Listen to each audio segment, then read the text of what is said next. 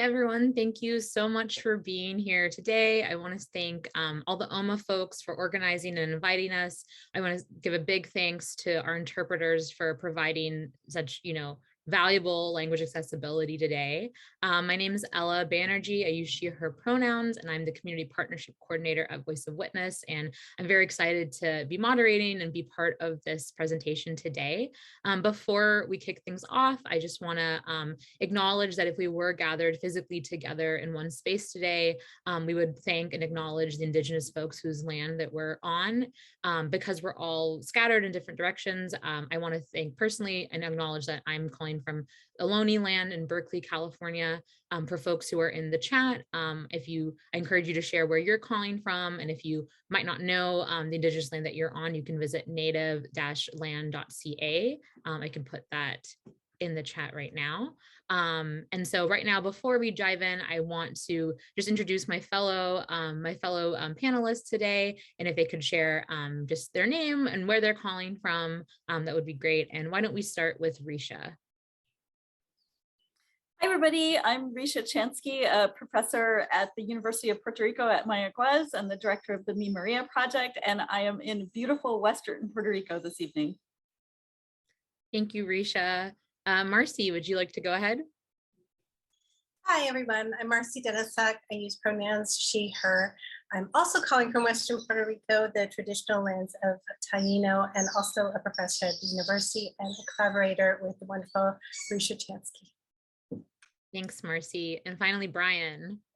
Hello, everyone. My name is Bryan Romero. I am an undergraduate student at the University of Puerto Rico. I'm currently located in Taino land as well in the western side of Puerto Rico at Mayagüez. It's a pleasure. Thanks, Bryan. And again, thank you all so much for joining us today. We're really excited about this session, Oral History as Decolonial Pedagogy. We're going to jump into a lot more details, but I just wanted to first acknowledge the book that is bringing us here, Mi Maria, Surviving the Storm, Voices from Puerto Rico. We're really excited about this collection of 17 narratives that was published last September. This collection brings together 17 narratives of people in Puerto Rico who lived through Hurricane Maria, as well as the ongoing long aftermath of the storm. And a key part of that project coming together was Decolonial Pedagogy, was working with students in the classroom to collaborate on this book. And so we're really excited to dive into the details of that project. And we're going to have a lot of opportunities for people to share their own thoughts, to talk about how the elements that we're talking about relate to your own project. So we're excited for this interactive session together. I want to begin by giving a bit of an overview of Voice of Witness, which again is the organization that I'm from, and how we got connected to Ricia, Marci, and Bryan. Voice of Witness is an oral history organization that's based out of San Francisco. We've been around for a little over a decade now, and we publish an oral history book series. Each of our books contains first-person narratives from people who've been directly impacted by a range of social justice issues. We've done books on a number of different topics, but more and more we're focusing on the criminal justice system in the United States and the global migration and displacement. And I'm just remembering that I have slides to share, so I'm actually going to share my screen before I get too carried away. Thank you all for bearing with me for a second.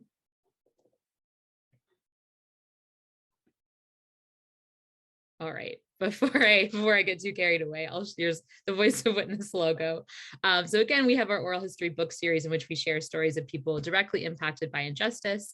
We follow a birth to present day format in which we share people's entire life histories. And our goal there is to really provide a three-dimensional immersive portrait of someone's life rather than one moment of trauma or challenge, really humanize these social justice issues. And we really position our narrators as the experts on these issues if we want to advance and solve human rights issues.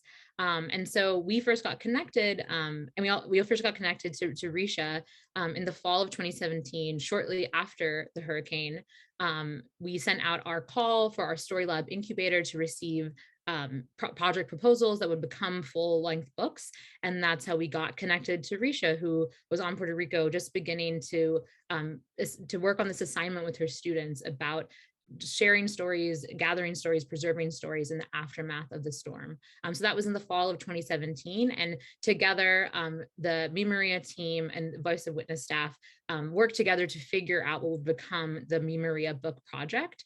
Voice of Witness provided oral history training, including our managing editor, Dow Tran, flew to Puerto Rico. She provided oral history training to the editors and these different students who are collaborators and contributors to the book. And over the next few years, Val also provided editorial support and guidance. The interviews were conducted between the spring of 2018 and the fall of 2020. And we're, again, really excited that the book came out just last fall in September. And this is, as you can tell, the product of years of really deep and meaningful work from the Me Maria team. And so we're very proud that it's out in the world now. But a key part of this project was our work with students and really bringing that decolonial pedagogy in that framework to the process of developing this book. So we're really excited to dive into it more today. And because we're framing so much around students and student voice, we actually have a short clip from a longer documentary that students at the University of Puerto Rico, Mayagüez, are currently working on. And so we'd like to play that clip now so that you can hear a little bit from them about what it was like for them to be part of this project before Ricia kind of provides more detail. So I'm going to play that clip now. I will be pausing at certain points just for interpretation. So I'm going to kick this off now. A pesar del temporal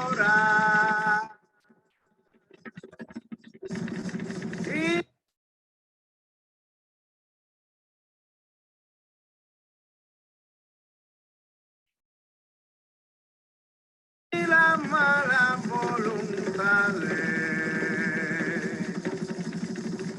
seguiremos resistiendo.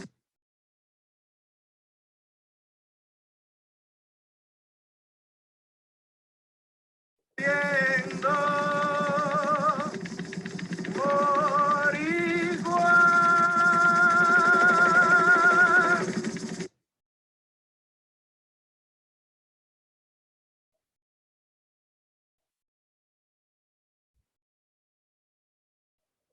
Por todos lares.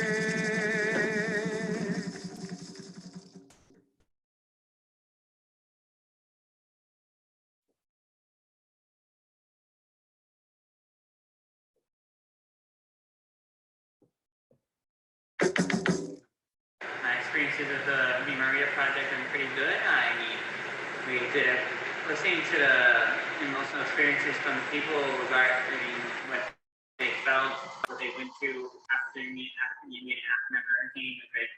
The book are perfect for my own experiences and private anybody who listened to it.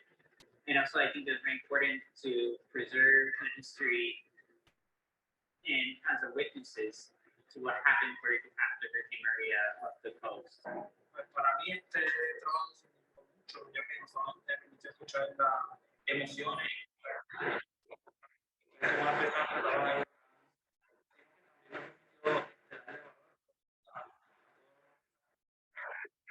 ya que lamentablemente la Comisión Social de Puerto Rico, de la experiencia de las personas que lamentablemente se perdieron a esta zona de diferentes.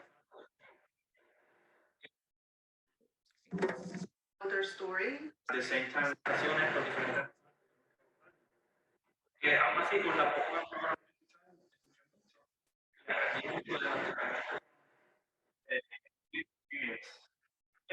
and we passed through the hurricane.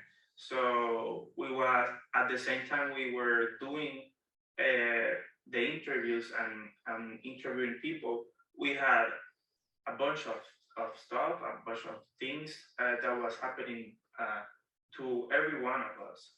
I was very interested participating because it was going to give persons a platform to tell their story.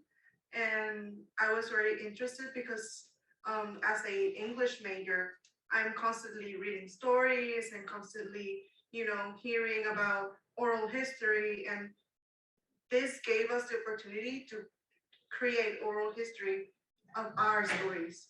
So when we found out that we have this opportunity, I was like, yeah, sure. I just want to be in it, there's no doubt in my mind that I didn't want to do it.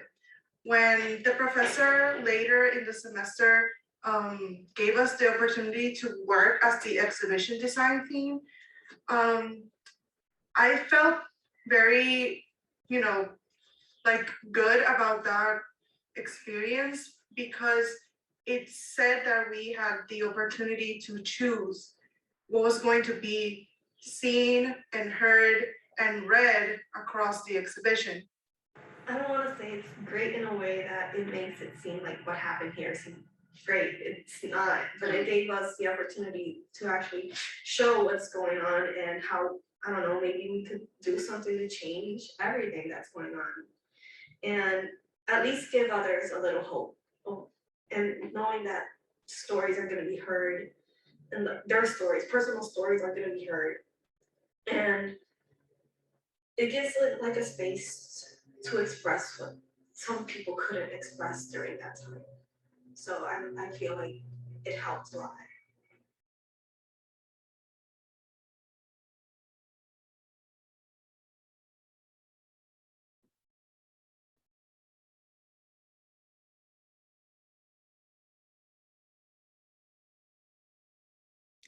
All right, I want to give thanks to all the students for sharing just a little bit of their perspectives. That's so valuable for us as we begin this session. I want to now pass it over to Ricia to talk a bit about the overview of the project and starting to work with your students.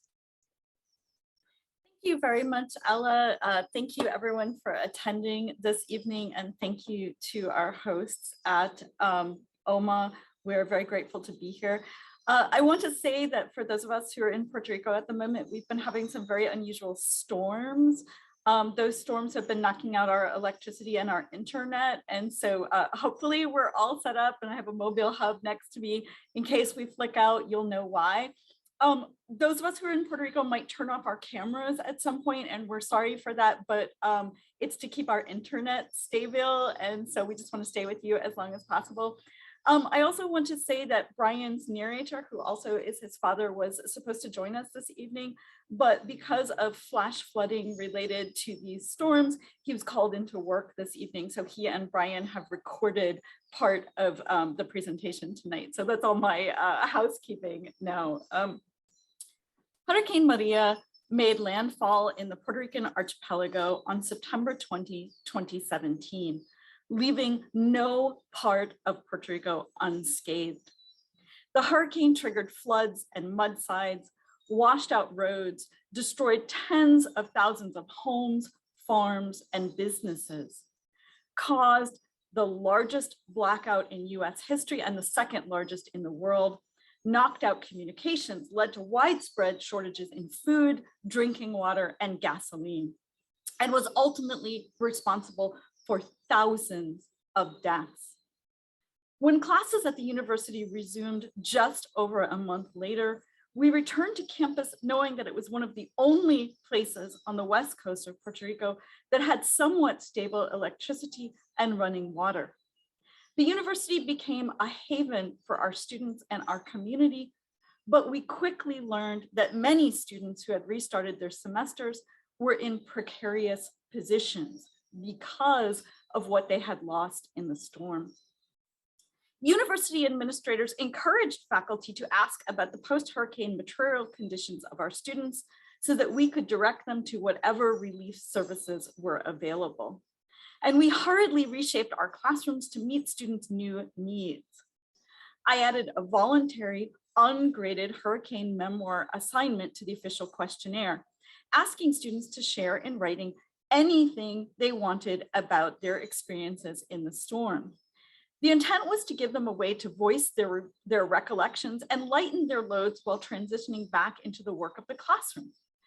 Every student filled notebook pages with handwritten accounts of the hurricane and its aftermath.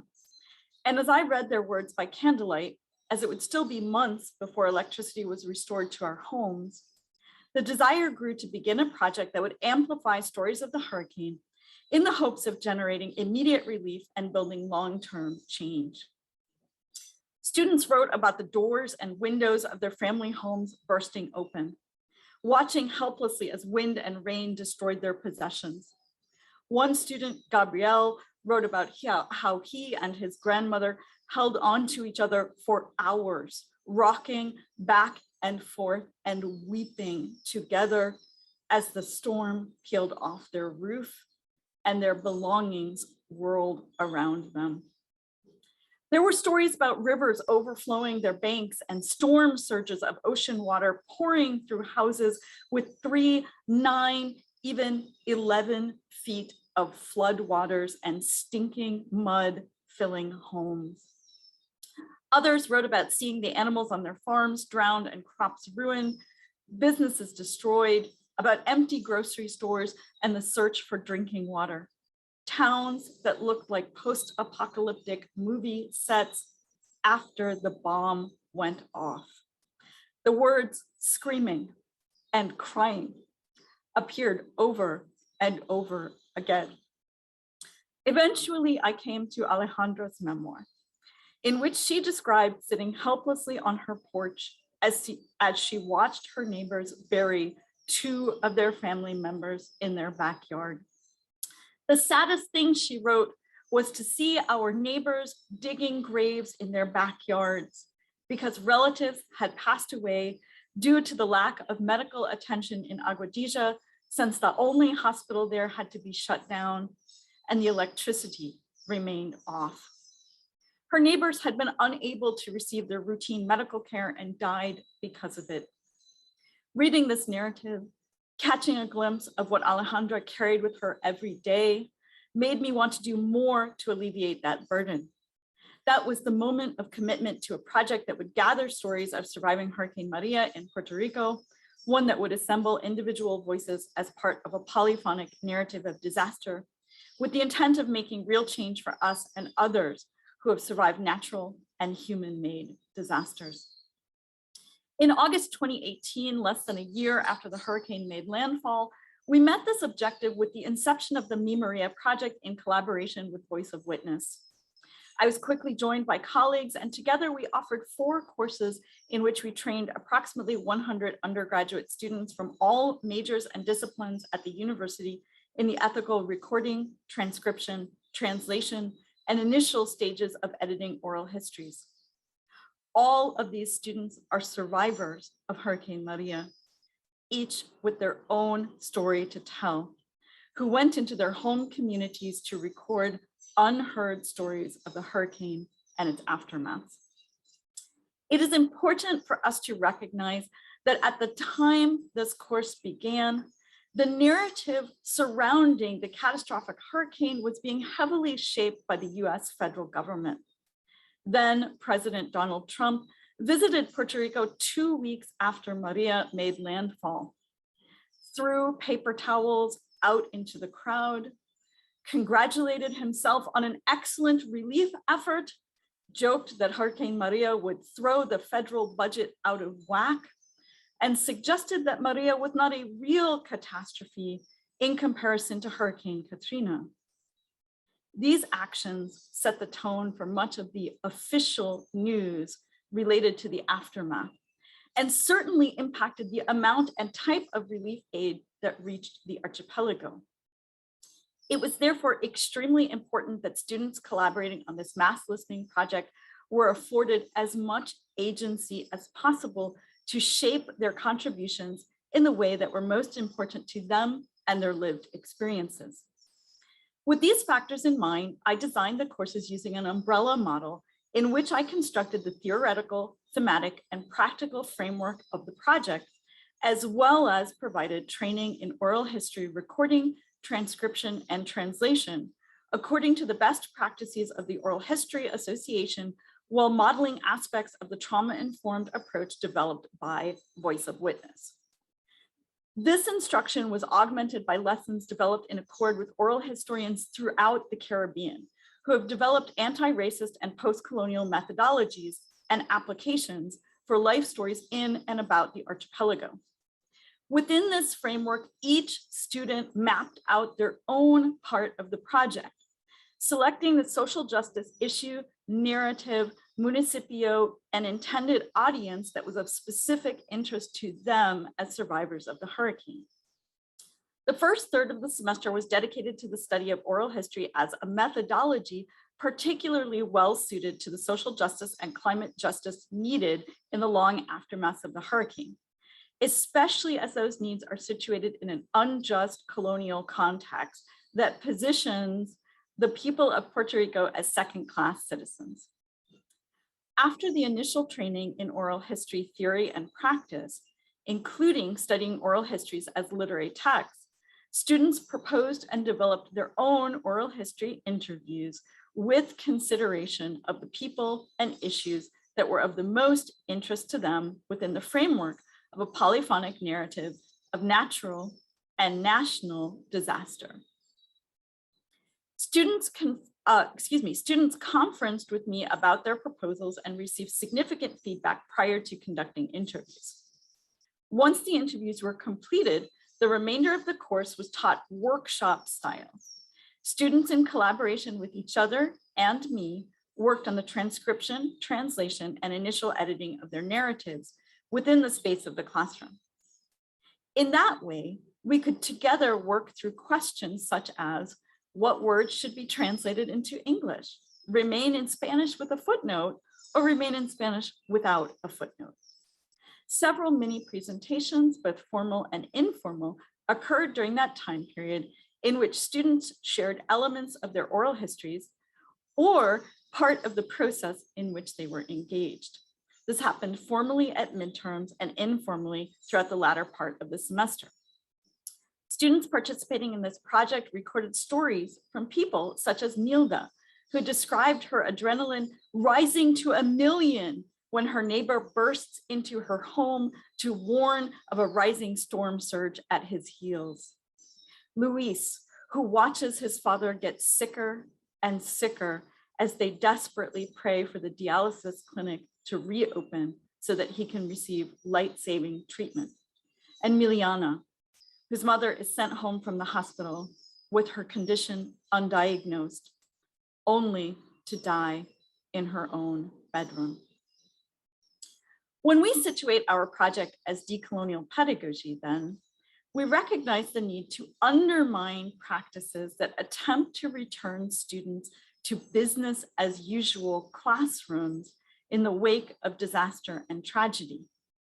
This project acknowledges students as co-participants in a cultural trauma who are both survivors who deserve respect and care, as well as recognitions as agental beings contributing to recovery on individual and community levels.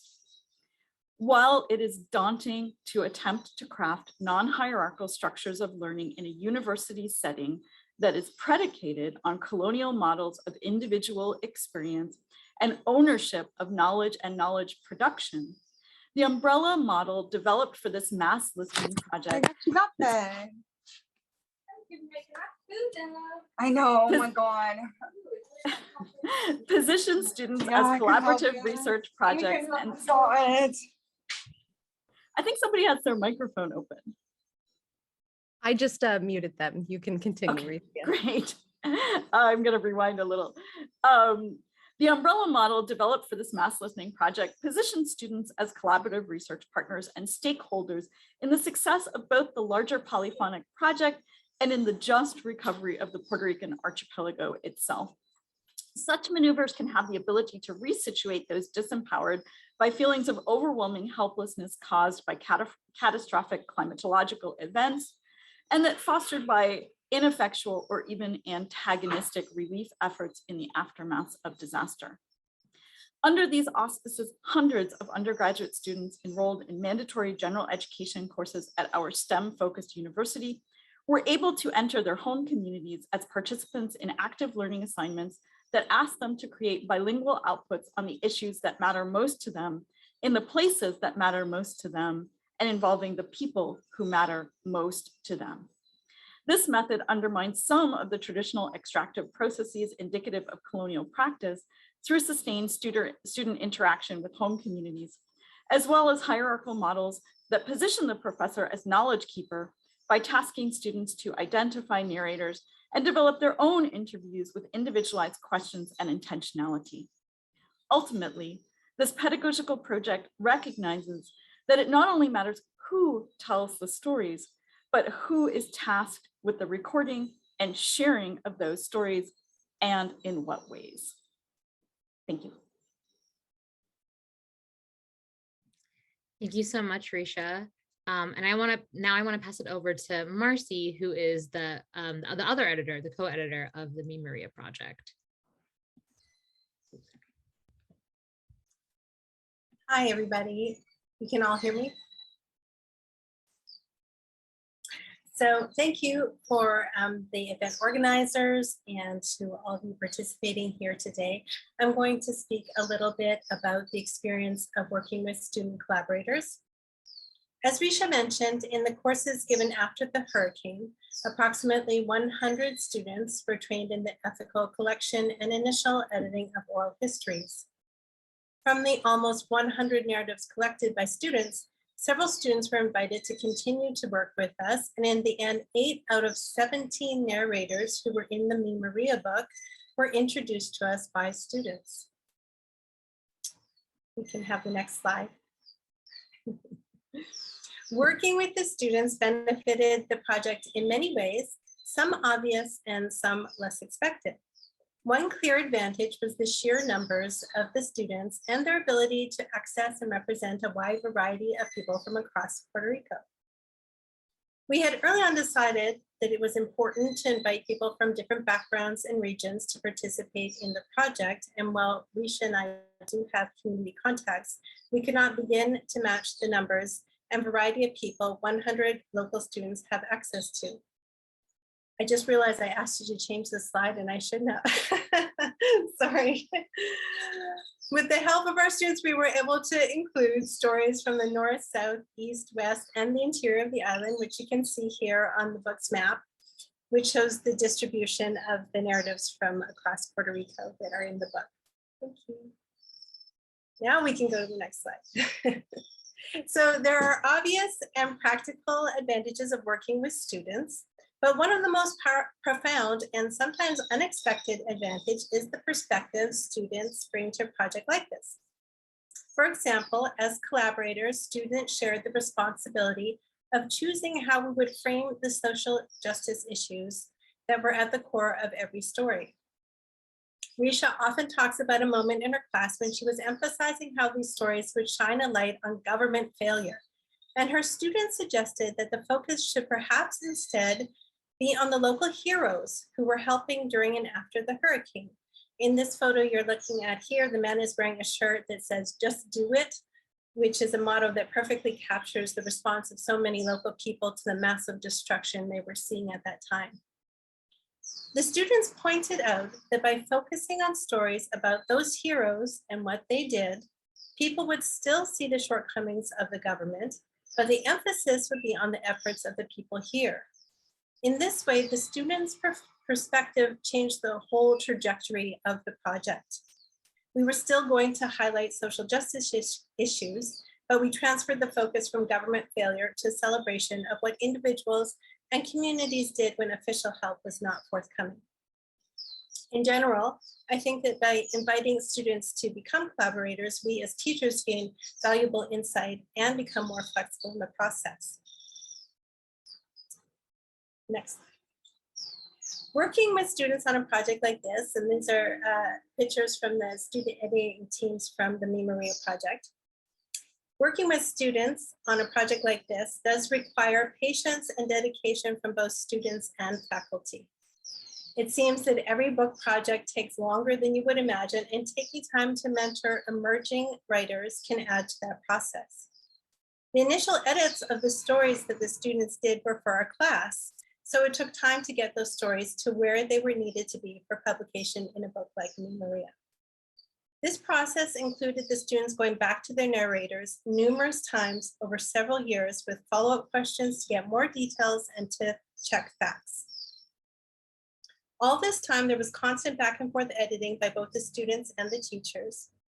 The dedication the students brought to this project was truly impressive. Back in 2018, when we invited students to collaborate with us, we did not fully realize that we would still require their help to finish the stories 3 years later. Some of the students had graduated from the university and all had moved on from the oral history classes, yet they were still willing to put their time and energy into the project. I think this came from their wish to see a project through to the end, but also from a deep desire to see these stories be told. One of the students, Brenda, wrote about her experience in a reflection at the end of the course. She says, I decided to interview my dad. At first, it was because he was at closer reach than any other person I could interview. But then I realized that my dad has a story to tell. He has a narrative worth listening to. As you can see, the students were often personally invested in their narrator's story and experience. And this too should be considered if you're planning a project where the students might be deeply connected to the stories they will be collecting. One student who worked with us, Marco, interviewed his sister, Miliana, about their mother's death, which happened in the aftermath of the hurricane. In her story, Miliana recounts that her mother, quote, looked at me with terrified eyes. She was saying, I can't breathe, help me. My dad was on the phone and said, 911 isn't working, the call isn't connecting.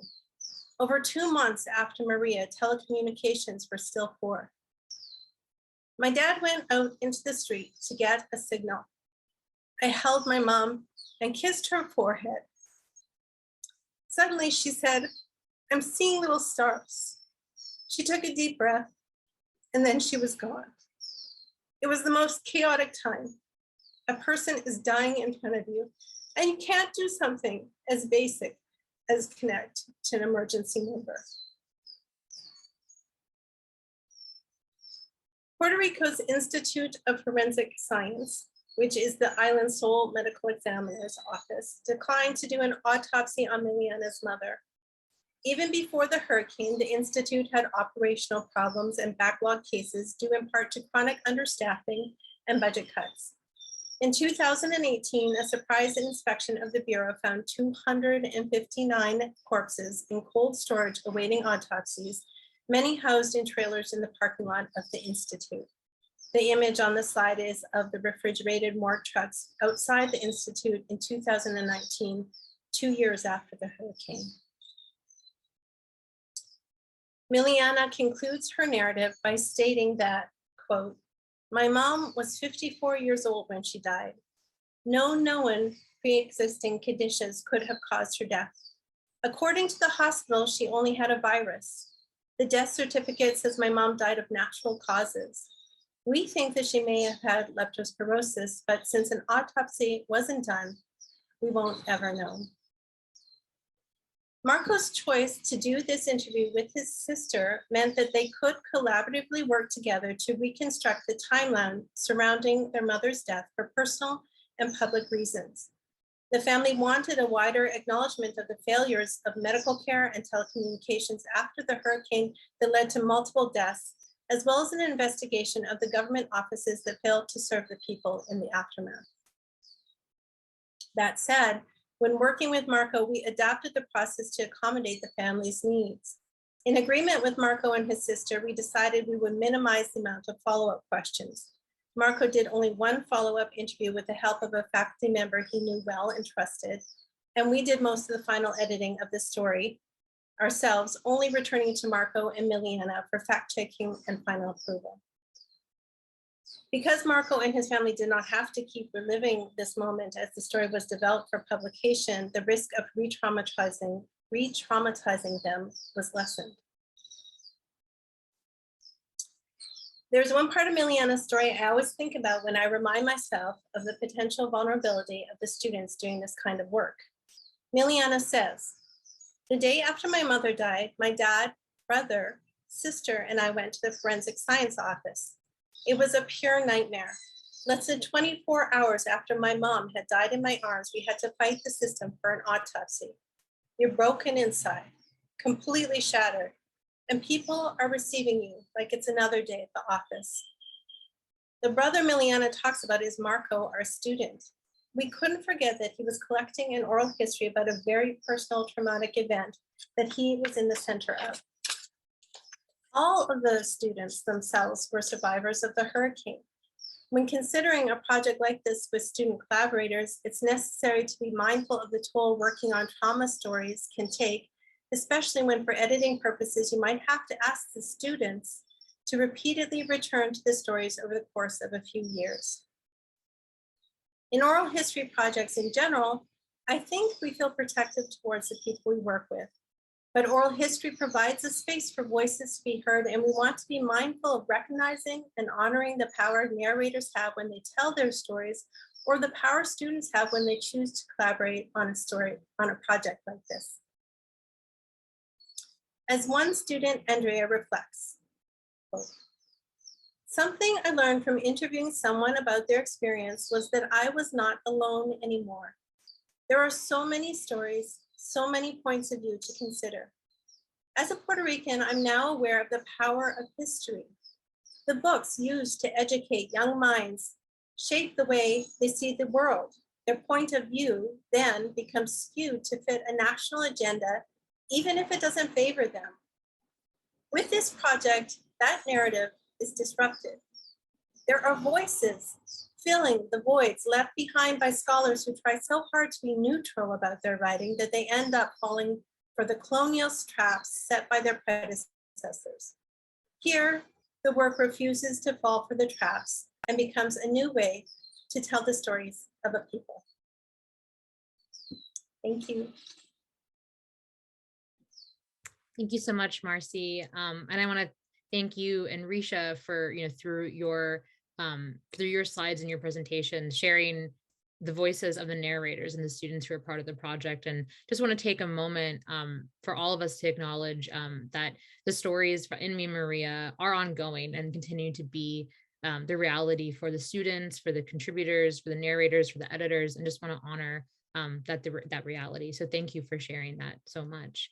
I want to pass over the mic to Bryan, who was a student contributor to the project. And so, Bryan, I'd love for you to share a bit about your participation and talk about what it was like to be part of the project. All right, hello everyone. It's a pleasure to be here. Honestly, today I'd like to speak a little bit about my experience being enrolled in the first oral history course with Dr. Chansky, and kind of the process of working on that narrative after the fact, after the course ended, and being very involved in the mentorship publication process with my father, Rafael Ramos Diaz narrative, he being a police captain in the police force of Puerto Rico. As for my part, I've been involved in the Maria project for about 4 years now, since 2018, and it's very hard to think about that so much time has passed working on a single narrative, right? And going through the processes. At least if I would delve into my initial experience with the project, I will admit that I felt an overwhelming sense of freedom in the agency that I was giving inside the project. I think that as an undergraduate student, being able to choose, for example, your narrator, being able to choose the kind of questions that you're asking, being given so much freedom in a project of this scale is really, really encouraging to a student. But I also felt something that I didn't understand in the first half of that year. I felt an overwhelming sense of responsibility to the work that I was producing as a student, something that I had not experienced as an undergraduate at all. And only later throughout the years, as I continued working through narrative, I began understanding that that was a feeling of responsibility, in the understanding that the work that I was doing with Dr. Chansky and alongside the other students was that work was becoming an extension of myself. And immediately it reflected on my family and my community. My family, because I was interviewing my father, such a near family member. And then also my community, because it wasn't just a story about my father, but all the people, all the near community that he was interacting with, all those characters, all those people, all those names are not mentioned, that are involved in the story and are as important as his own, right? As for the process of actually interviewing my father, doing the interviews, the transcribing, and the translating, as a student, I had a lot of preconceptions, a lot of misconceptions about the process.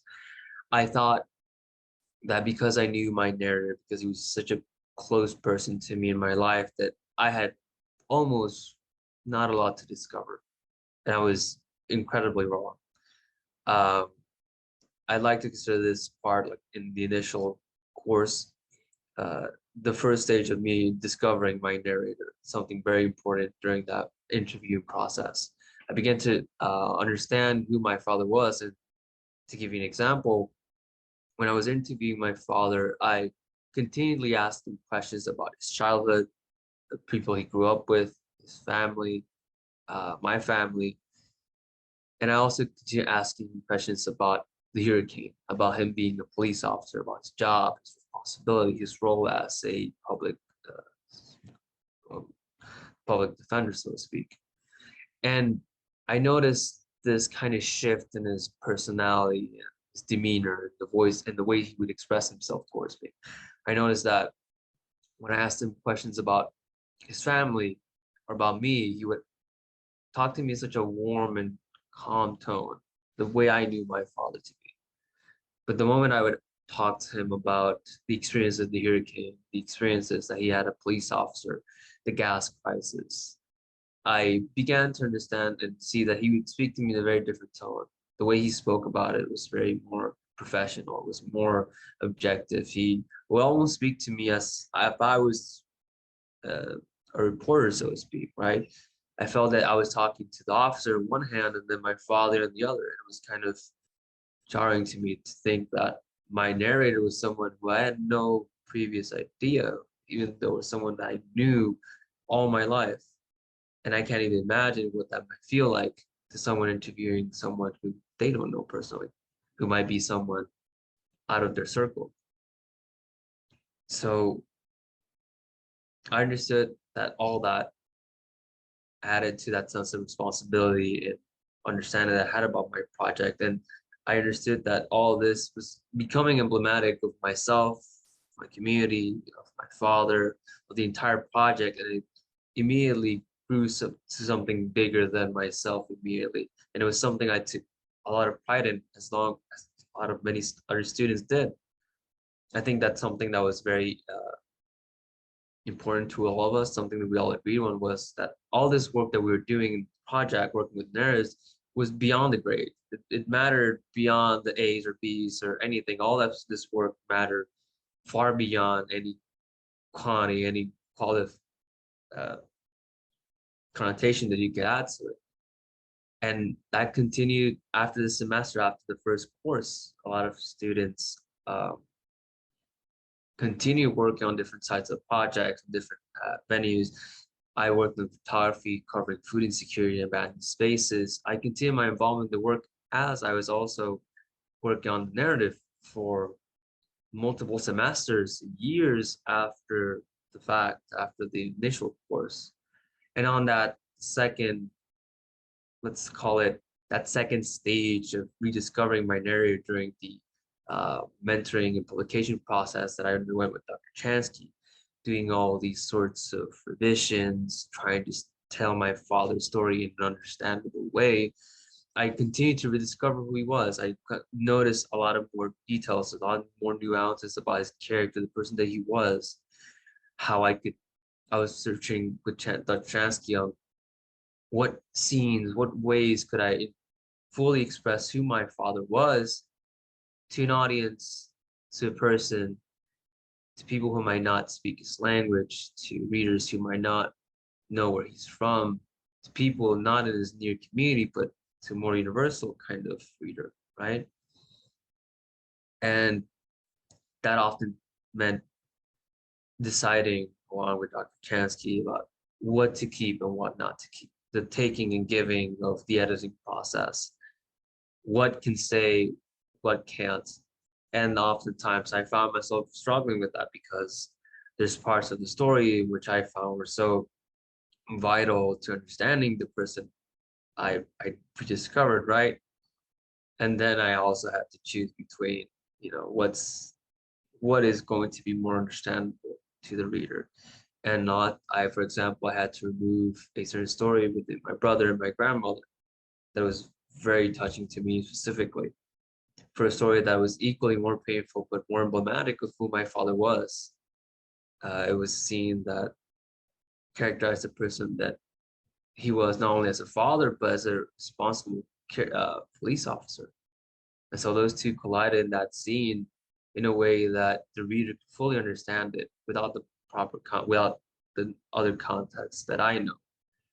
And I guess in a way of ending this sort of discussion, I like to at least say to everyone who considers doing these sorts of narratives or histories in general is that when you find yourself struggling in this editing process, there's something that you have to understand, that these stories that you collect, these anecdotes, all these experiences that you collect throughout the narrative process, the interviewing process, the translating, you keep them within yourself. They never fade. And in oral history tradition, they're meant to be shared through word and through other means. And that the text versions are always going to be published or accessible to the majority of people are just one of many versions that you can share with other people. And one of many versions that people can either read or listen to. And that's one of the most important things I learned from working on the narrative with my father, especially 4 years after, something that I would have never begun to appreciate 4 years prior down the line, and something I've learned after the fact. So thank you all for listening, and thank you so much. Thank you so much, Bryan. Yeah, there's just so beautiful to hear you talk more about your relationship with your father and, discovering other parts of him and that relationship of opening up to each other. And I think definitely that final thought about sharing oral history, I think resonates with all of us who are in this virtual space. So thank you so much. Right now we're gonna have a 10-minute break. So we'll be returning around, I'm on the West Coast, so it would be 3:07 my time, but 6:07 Eastern, if my math is correct, across those different time zones. So definitely encourage you all to, take a bio break, stretch break. And when we return, we're going to actually hear more directly from Bryan and his dad to listen to a conversation they had recently together. And we're excited to also share more about our curriculum. So yeah, we'll return in about 10 minutes. So that's 6:07, let's say 6:08. So we'll see you all in a bit. Thank you. All right, I now want to pass it over to Bryan, who spoke so beautifully before our break about the process for him participating in the Me Maria project as a student and interviewing his dad, Rafael. And we wanted to give Bryan a chance to read a short excerpt of his dad's narrative before we play a video of them discussing being part of the project together. So Bryan, I'll pass it over to you. All right. Before I begin, I'd just like to preface the context of this scene. This scene takes place at a gas station as my father and along with other officers were keeping the peace during an incredible, desperate time in Puerto Rican history during the gas crisis. So it starts like this. As the gas delivery was getting set up, I saw a car enter through the exit of the station and drive past a whole long line. A woman who looked to be in her late 60s got out and walked slowly toward me with an empty gas canister in each hand. She walked past everyone who had been waiting hours for her turn and came right up to me. She looked so exhausted, her shoulders slumping and her face sad. "Officer, I have an emergency," she told me. "My husband has lung cancer and I need gas for the generator so that I can turn on his oxygen machine and heart monitor." I looked over to her car. Her husband was in the front seat. He had oxygen tubes up in his nose and his mouth was hanging open. "Is he okay?" I asked. But I wasn't looking at just her and her husband. I was also looking into the crowd behind her, seeing the people were all staring at us. "He is," she replied, "but he can't breathe without his machine. Help us, please. I could see that some people around us were frowning and looked upset. Somebody touched my shoulder, and I turned to face a man who seemed to be in his 40s. His hair was all greased up with sweat, and his cheeks and nose were deep from the sun. He was holding an empty canister in one hand, gesturing with it while he spoke loudly.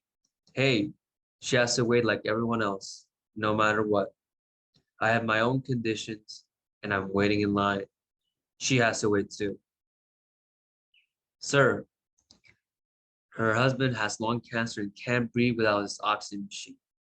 Without the gas for generator, he will die. As I explained, as I motioned another officer to escort the lady to the pumps so she could get her gasoline. The man was very angry and kept getting angry. He didn't want to calm down and stop yelling. At that moment, the lady's troubles didn't matter to him. I had to walk him back to the line, explaining, that man could be your family. You could be the one driving around asking for gas. And if you were in her situation, believe me, we will help you in the same way. Fights like this happen often. Too many people had to wait in the heat for too long.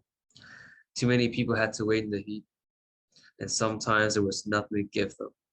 I kept thinking, how do I get a person to come to their senses? How can I calm them down? What words can I use? But I can't judge them. I don't know them. I do know that everyone has their own story, their own trouble. I just had to keep my eyes on the whole situation and try to keep everyone as calm as I could. Thank you. Thank you so much, Bryan. And I know we're about to hear from your dad. I know that he was going to join us today, but I believe he had to be called on work last minute. So we're sad we won't be able to have him with us here today, but really honored to have this excerpt from his narrative be here in this space. And I wondered if you, before we share a video of him, of a conversation you all recorded recently, if you wanted to share this, and I believe this isn't part of your dad's narrative, but this is just his reflection on sharing his story and being part of the Me Maria narrative project. Yeah, so this is a little piece that I asked him reflecting after the fact and what he thought about the work after it was published, right? And he said the following, which was very interesting to me. He said, I never planned on sharing my story, and I'm glad that I did. I was hesitant, you see, because the many things I had to say were difficult, unpleasant, and sometimes outright painful to say. I thought, people don't need to know or hear about this. It's too much. I was wrong. People do need to hear about this. They need to know what happened here, all the things that we as Puerto Ricans went through because of our local government, because of our federal government and their inadequacies. Inadequacies that cost the well-being and innocent lives of thousands, if not more. We owe it to our own community for most of the good things that happened after Hurricane Maria. Thank you, Bryan. And is there anything you'd like to preface first before we share this video from you and your dad? So yeah, this video was made earlier this afternoon, and I talked to my father, kind of asking him about the interview process and kind of having him reflect on what was his opinion when I first brought over the idea that it was going to be my focus for the oral history, and then asking him what he thought about it after the fact, after it became a book, after it became a publication. So kind of getting his ideas on that, asking him a bit about the process, kind of having him reflect on it, as well as kind of asking him if there was anything in particular that he thought changed after our talks, any reflection that he had, any thought about the situation that might have had to change his point of view. So that's kind of the preface of this interview. If anything, I'd say I'm so sorry for the lack of video image quality and the audio per se.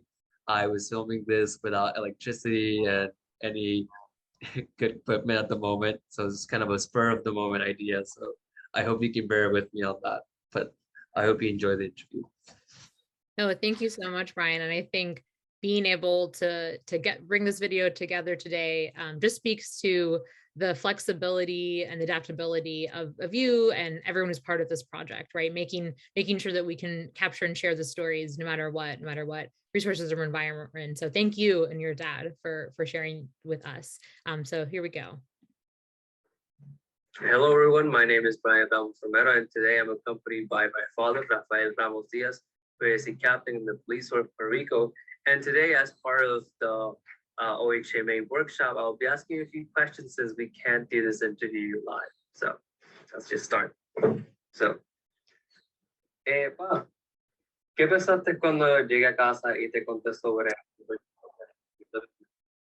en relación al proyecto? Me pareció muy bueno, ya que a pesar de que aquí en Puerto Rico han habido otros eventos, no había notado hasta este tiempo interés por hacer un tipo de documental o historia para saber los diferentes puntos de vista de diferentes personas, ya sean personas civiles, oficiales del público, bomberos, paramédicos, que aquí anteriormente han habido otros eventos de ese tipo de naturaleza.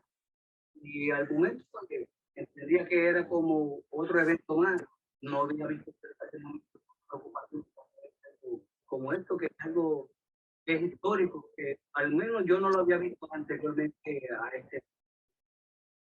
¿Qué pensaste cuando llegué a el libro de María?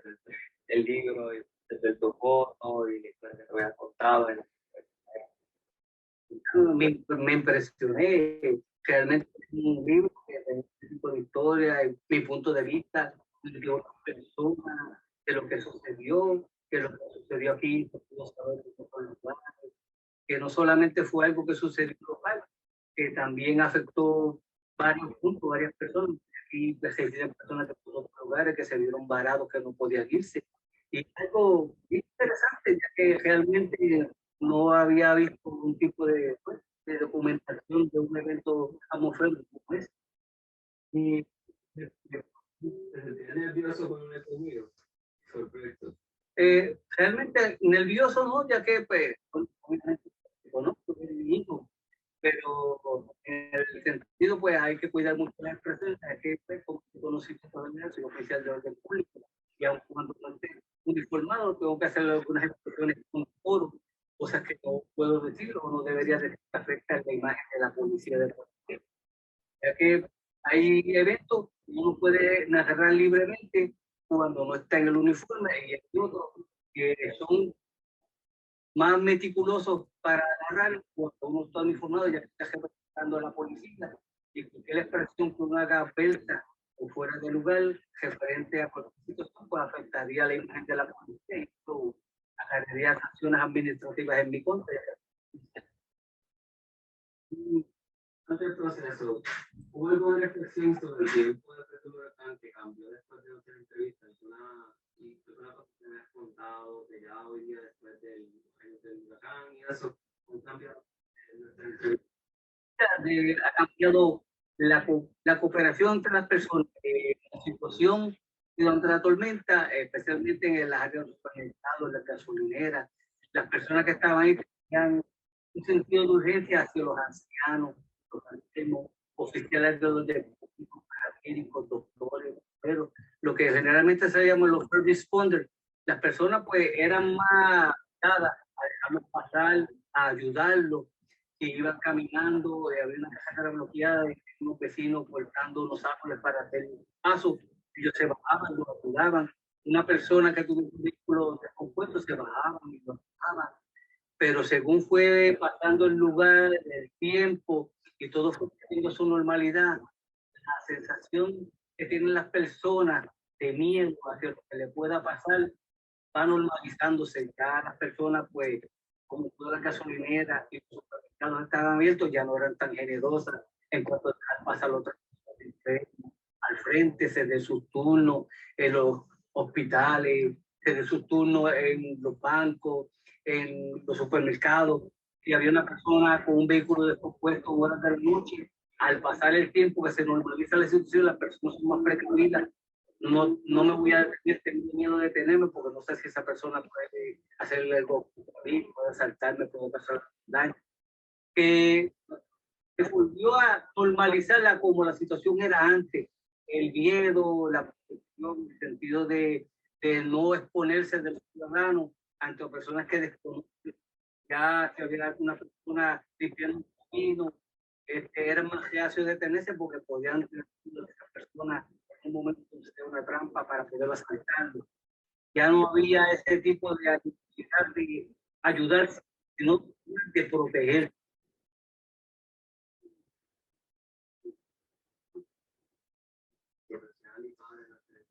A eso me refiero como que si en algún momento me hablaste de manera distinta porque estaba preguntando cosas sobre la policía o cuando estaba hablando de algo por mi familia o de mí personalmente, si realmente hay un cambio en la forma que tú como tu hijo. Sí hay un cambio, hay situaciones que tú me preguntas que yo te puedo contestar, que puedo funcionar como padre, como ciudadano, pero hay otras partes que involucran mi trabajo que aunque yo no esté informado, tengo que tener ciertas precauciones que pude hacer preguntas relacionadas a la cantidad de oficiales en la calle, qué tipo de prácticas son la policía para poder vigilar la gasolinera, la residencia, los lugares comerciales y bancos, para que bueno, fueran víctimas de crimen, ya que a pesar de que había una emergencia, pues había que estar dando un servicio y había que ir el más allá, proteger la familia mía, proteger a los demás. Y en situaciones que yo podía expresarte libremente, cualquier situación, mi opinión como padre, mi opinión como ciudadano, pero en realidad la opinión como profesional o como oficial del orden público tiene que ser más reservada, porque cuando no estoy con un informe, el reglamento de la policía y me prohíbe a las personas que puedan lastigarlo, manejar o dar información que pueda ser utilizada en contra del miembro de la agencia o de la agencia. Y el proyecto y a lo que he llegado, si alguna vez esperabas recibir un libro, por ejemplo, estar incluido en el libro después de no, jamás me imaginé que era un proyecto como cualquier universidad, pero jamás me imaginé a mí, a mi hermano que es maestro de la vida en Jacksonville, también era el link para conseguir el libro, porque se asombró, nació en Puerto Rico y cuando se trató del evento, pues también le estuvo, bueno, que de verdad que me encantó pues, la trama, la historia. Hay ciertos aspectos que uno solamente ve su punto particular, pero hasta que no lee un resumen, no ve este tipo de situación, no se percata de la situación de diferentes personas, como ciudadanos, como empresarios, como padres, madres, profesiones, como oficiales de corrección, bomberos, los enfermeros, los doctores, muchas veces uno no los conoce, no sabe las interioridades hasta que no lee un tipo de... That's all for now, and thank you all so much for being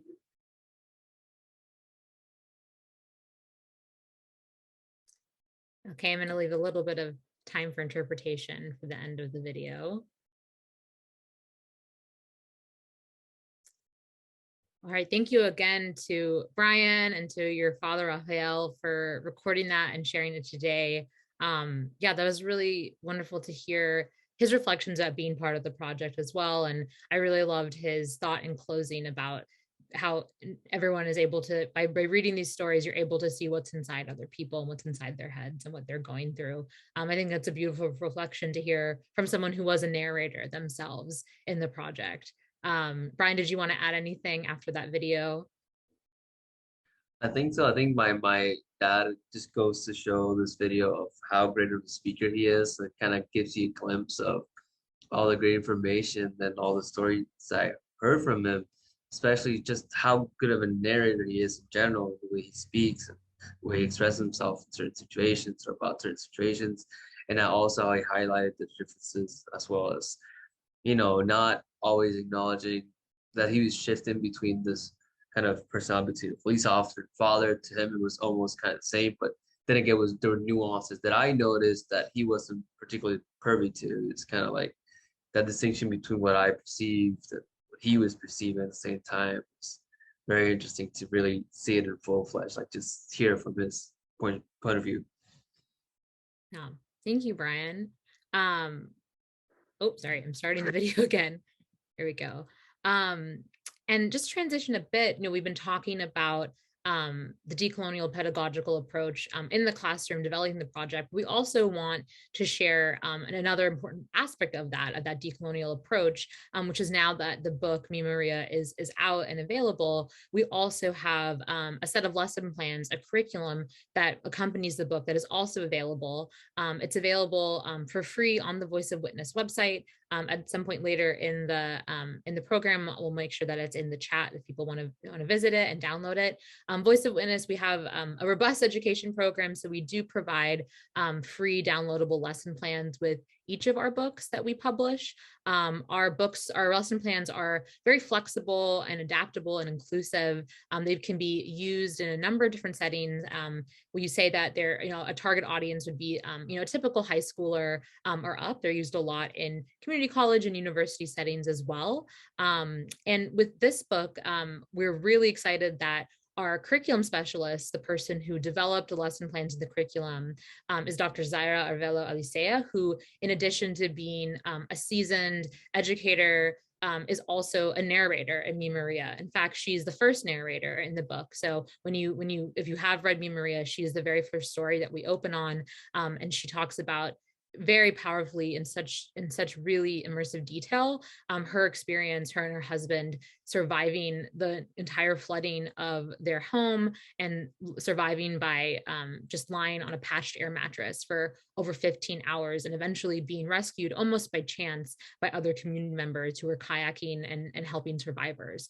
So she brings, I think it's so key as we're talking about this decolonial approach, it's so key to not only develop a curriculum that can be accessible to students and educators, but is being developed by somebody who is part of the project and who is a narrator in the project and who is part of the project themselves. That was really key for us.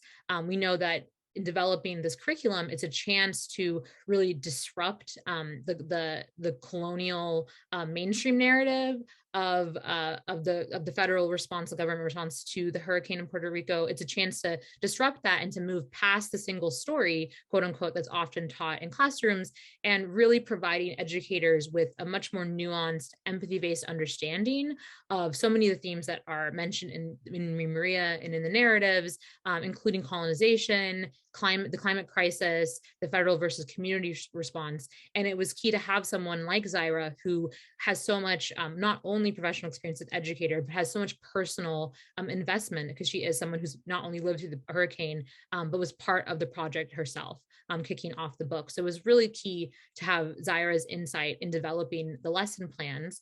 Like I mentioned, the lesson plans are really flexible and adaptable. And it was key for us to make sure that it could be used by educators in Puerto Rico. A lot of our curriculums and our lesson plans, we want to make sure they're accessible to students, in the mainland US, maybe to students who don't know as much about these issues. And it's an opportunity to learn, with nuance and empathy and an open mind. But we really wanted to make sure that these narratives and this book could go back into the community. And so 2 of the lesson plans are specifically for educators who are based in Puerto Rico. One is in Spanish, one is in English. So that was really important for us to make sure that these stories can be brought back to the community and taught to students who have, might have lived through these experiences themselves. And we also Zaira also worked with 2 student contributors to the project, one of them being Bryan, the other being Brenda Flores Santiago, who were advisors who also gave feedback on the curriculum. And they both wrote a letter to students and educators that comes at the beginning of the curriculum. And in that, they both touch on the fact that this is an emotional experience to share these stories. And it can be an emotional experience for students and educators to receive them, but how they encourage students and teachers to be open about that, to take care of themselves while reading it, but also to honor the fact that these are emotions that real people, real narrators went through and are continuing to go through. And so to create a space where they can honor those emotions, and they can be open-minded in learning about these stories, and they can also be prepared to take action. I think that's also what's so key, is sparking that call to action to learn more, to dive more deeply into these issues, and to support communities and students in Puerto Rico. So just want to give another special shout out to Zaira, who is incredible, who unfortunately can't be with us here tonight, but we're so grateful for her for not only sharing her story in Mi Maria, but also putting together the wonderful curriculum. And I want to invite Bryan to share two different things. Again, the first one, this is your proposal letter, I believe, about wanting to include your father in the project, and this is from almost 4 years ago. So I'd like to invite you to share a little bit about from your proposal letter. Yeah, gladly. I think that the main thing to look in both these letters are, again, the year they were written and the kind of perspective that one has versus the other. So let me just kind of dive into the first proposal letter I wrote in August the 22nd in 2018 to Dr. Chansky. A little fragment of this is, I believe this would be an interesting story to hear because of the unique perspective he, my father, has had during the hurricane. Having an administrative role inside the police force on the prevention and management of the catastrophic event, not to mention his own family he had to provide for, communicating with Rafael would prove to be very easy. As I happen to live with him, our interaction will not be with father and son, but with two professionals. He is very experienced in interviews, giving his position in the police force, and this has me to believe that the story I will receive from him will be one of great value. And take consideration how my misconception or preconception about my dad, how I thought this was going to be very easy, how I believed that how the interview would go. I kind of acknowledging that he is a police officer, also my dad. So I kind of hinted at that being something relevant, but not fully understanding to what extent that would impact and influence our interviews. And then the curriculum letter I wrote in August 2021, and there's an excerpt that says, my individual experience with my father's narrative was impactful beyond description. It was a difficult process, like opening an old wound and finding that still ached, but deep down, after each session, I could see the relief in his eyes and the healing effect that speaking up about those traumas brought. In the end, and I believe I speak on behalf of many other students in the Mi Maria project, we as oral historians healed and connected alongside our narratives by the end of our work. And those two excerpts are very different in the sense that they tackle, one is clear representative of experience and expressing work years after years of working with my narrator, working with my father, understanding his stories in a more deeper way. And the proposal really dives into what I initially thought the whole process was like. And then you can both contrast these, really analyze the ways which you've changed and what you've considered to be more important in histories. And really, I think that these two little excerpts really represent my mind at both particular times, before commencing the oral history narration process and afterwards. So. Yeah, thank you, Bryan. I think that's so incredible. Yeah, to see those side by side, both in, just exactly 3 years apart, the transformation, as you were talking about, that you experienced as a student, as an interviewer, and as a family member, a loved one, working with your dad. Thank you for sharing both of those insights. Now we're excited to have a little bit of time for some Q&A, some question and answer from those of you joining us in the audience. We're going to open it up so that Bryan, Ricia, and Marci, and myself, if needed, can answer some of your questions. We'll have about 20 minutes, but we will have more time. We're going to take another break after this. We will have more time for more questions and thoughts and discussion at the end before we close the event today. So if we don't get to everything right now, we will hopefully have time later. So I'm going to stop sharing my screen for now. And I encourage people to either use the raise hand function or unmute or type something into the chat to ask your questions or even just comments and thoughts you want to share. Yeah, I'll just make a quick comment about Bryan's part of the presentation. Obviously, Bryan is the rock star here, who's leading the way for all of us. But, you know, in his letter that he contributed to the curriculum, he says something which I think is very profound, in that in some ways, the oral histories felt like revisiting wounds, but as he and his narrator discussed the traumatic experience that they shared and then they had individually, he could see healing take place. And I love that Bryan said that, because I think that this is the impetus behind the project, the overwhelming sense of helplessness that students who have been involved in disaster and tragedy have, and then they have to return to the classroom. And that's the one place where we all typically meet up again after disaster or tragedy. And so I think that opening a project in which students have agency, students contribute to decision making, students are co-participants in shaping the project, has the capability of resituating agency and helping people understand how they are making differences and they are proactive within their spaces after such a disempowerment. So I just wanted to highlight that and say thank you very much to Bryan. Thank you, Ricia. I see a couple more questions in the chat. Lori has asked, I'm wondering what kind of resources you had or needed to get started. Ha ha ha ha ha. You know, I think that that's a really super question, because myself and others were going to a cafe in our town that had a mobile hotspot and a generator, and that was the only place where we could have electricity or internet. And one of the first things I Googled was teaching after disaster. And there were really no resources available at that time. And I kind of reached back to a lesson I had done at George Washington University after 9/11 and thought through that and thought through, hey, I think that that might have been helpful for some folks. And I think that we've developed a little bit better understanding out of necessity that yes, there are first responders who do amazing and exceptional work. And I am not a person who's able to do that work, but there are also second responders and third responders who do different things in the face of disaster. And a project like this is a way to act as a second responder or a third responder.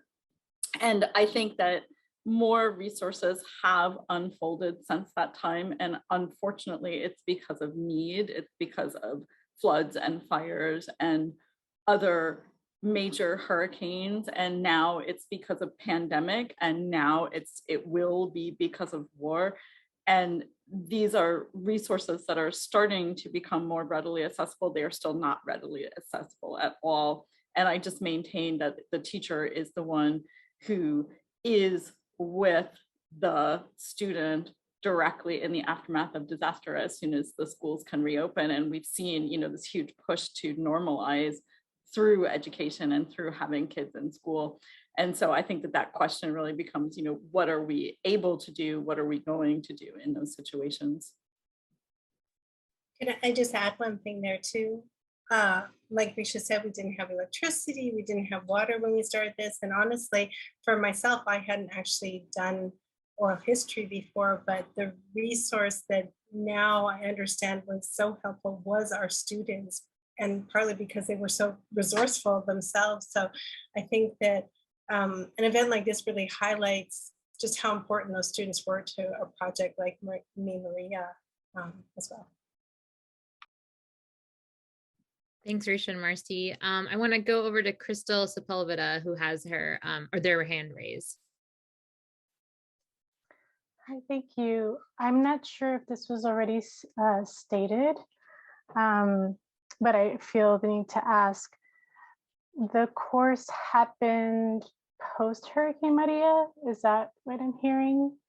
And my second question to that is, was the class Like, was that the intention from the very beginning, that the project would lead to a book? Thank you for those questions. You're never sure exactly how much setup work you do before a presentation. So my area of specialty is autobiography studies, the ways in which people narrate the stories of their lives. So when we came back to the classroom at UPR Mayagüez, we, as Marci said, we didn't have electricity. We were teaching in the dark. We didn't have any of the sort of things that we need to teach classes. So I remade the course very quickly to be a hurricane memoir course. And I decided not to give grades that semester, that everybody would receive an A for their project as long as they completed some sort of a project. Through my collaboration with Voice of Witness, in the following fall, I taught an oral history course that was about social justice and climate justice, frameworked around a polyphonic narrative of Hurricane Maria, with the intent that myself and Marci would participate in the Voice of Witness book, and that some of the students who were involved in that course would also develop narratives for that book. As Marci very eloquently says, none of us expected how long that process would take. We also taught, I also taught a second course, and the second course was using oral history as creative nonfiction literary text, and students, and Bryan took that course as well, students would form groups around a theme in one of the oral histories.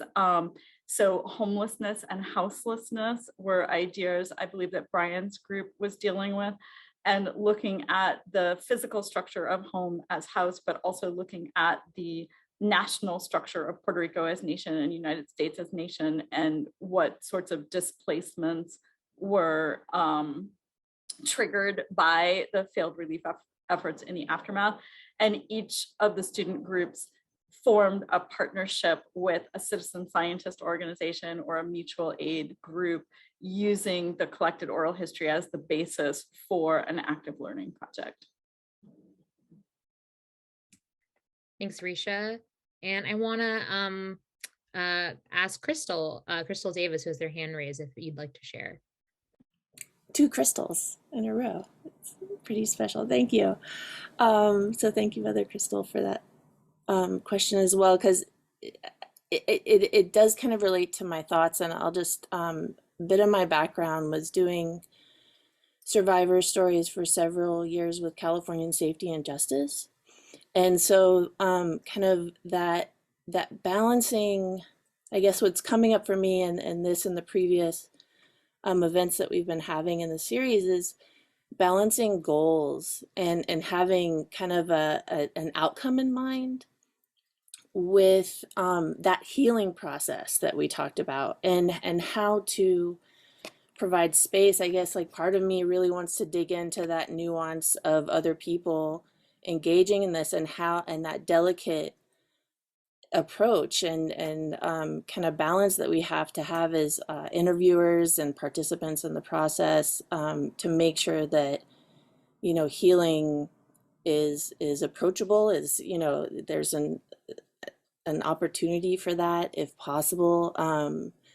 Even when agency is involved, I've kind of been in, been with people that, I think feel like they have a lot of agency and empowerment going, and then they get lost in that story again as it comes up. So I also appreciated the focus that you gave to the timeline or the non-timeline of the project, where you allowed space for that, because I'm realizing it's something I've always advocated for more time, not like a 30 minutes with someone or an hour with someone, but more time.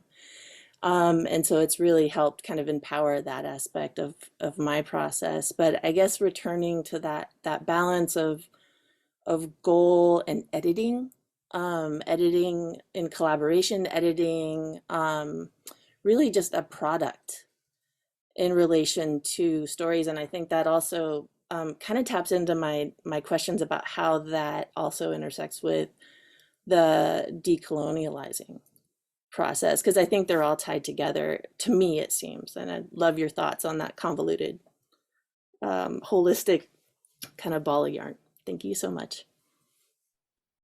Yeah, I think that you've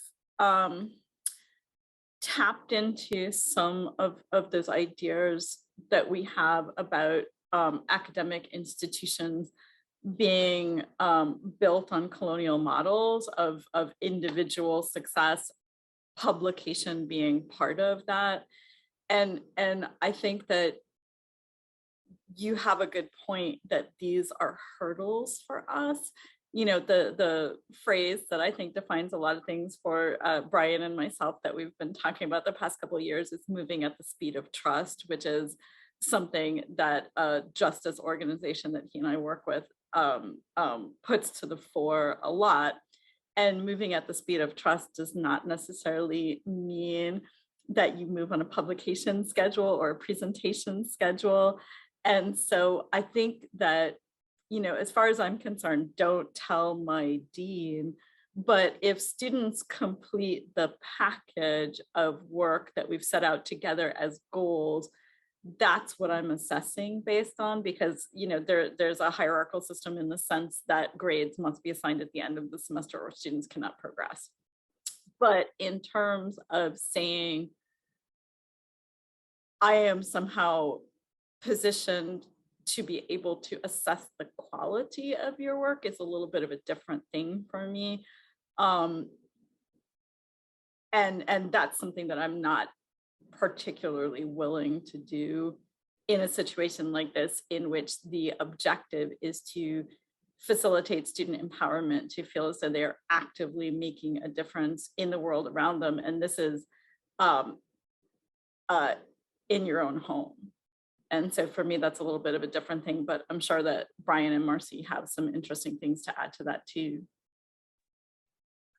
I just have a little brief thing to add. I think the idea of goals is really interesting. And as a writer, you have a picture of how you want a story to be. And one of the things we learned was that you have to give up those goals in some way because you can't force the process at all. And we were editing in the final stages of editing when we were in lockdown, like in COVID, that first summer of lockdown and COVID. And one of the students that comes to mind is Alexandra, who was working with a narrator who is now 80 years old and was living in a residence for elderly people. He didn't have a phone, she couldn't go see him. So how do you do follow-up interviews?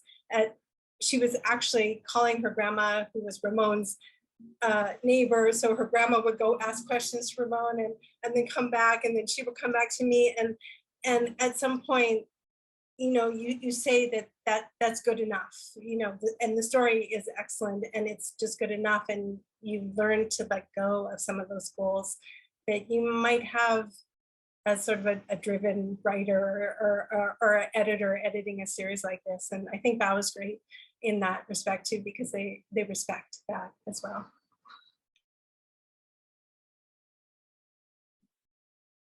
I just want to add, you know, related to that question, I believe Nairel, apologies for any mispronunciation, asked in the chat, it was mentioned earlier in the conversation that the project aimed at immediate relief and long-term change.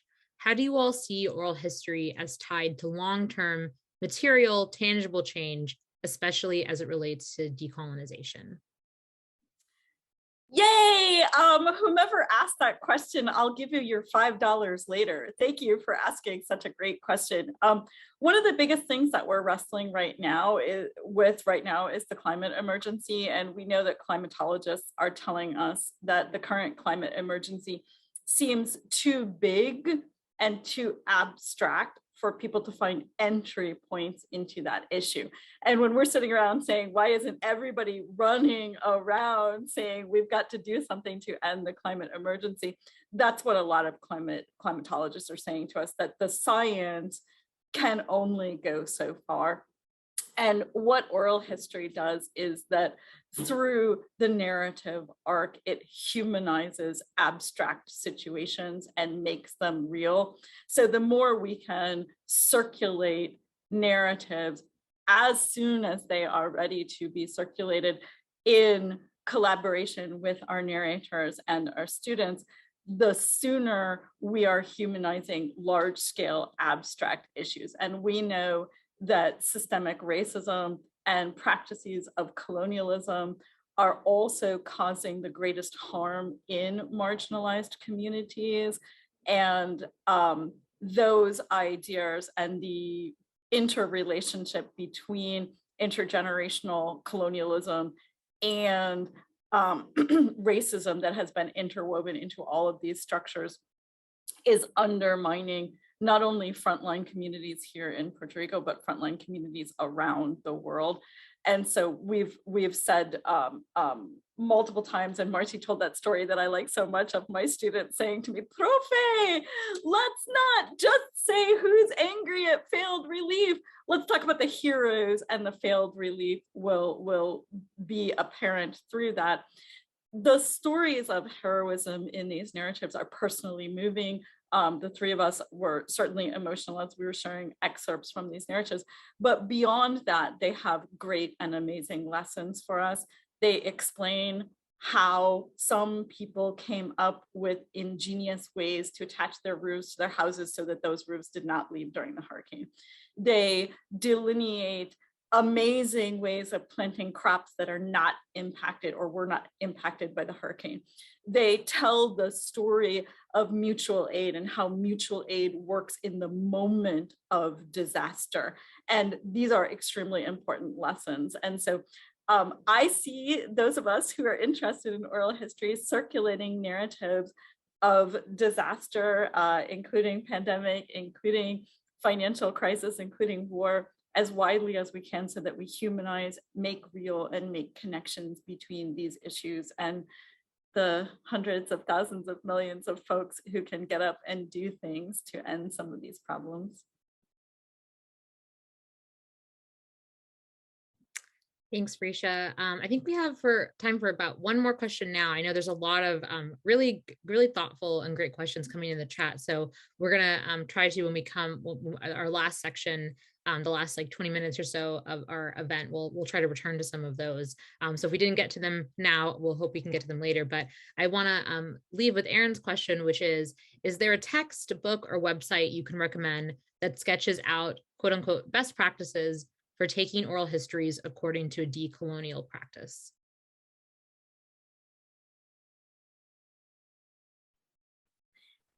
That's a little bit of a challenge, and I invite anybody who is interested in having a follow-up conversation, send me an email and I'll happily talk about some of the things that I'm interested in.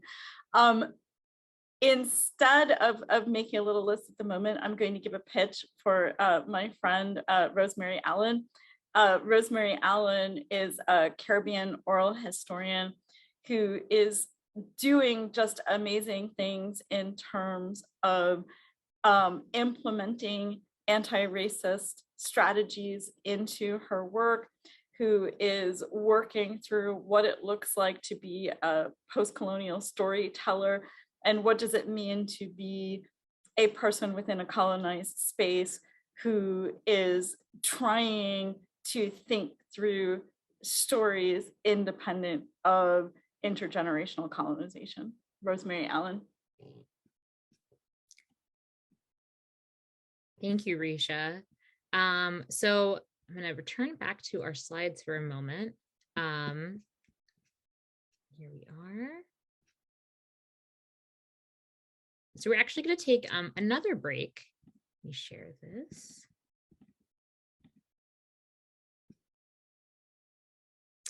So we're going to take another 10-minute break, again, encouraging folks to stretch and to move and take care of yourself. And when we come back from this break, we're going to have a chance to get even more interactive and to have discussion and go into breakout rooms. But we'd like, if you can, during the 10 minutes, if you could think about these two specific questions. How are students collaborative partners in your current project you might have, or a project that you are considering doing in the future? How are they collaborative partners, or how could they be? So we'd really invite you to thinking about some of the insights that Bryan and Ricia and Marci have been sharing over the last our time together. how are students collaborative partners in your projects?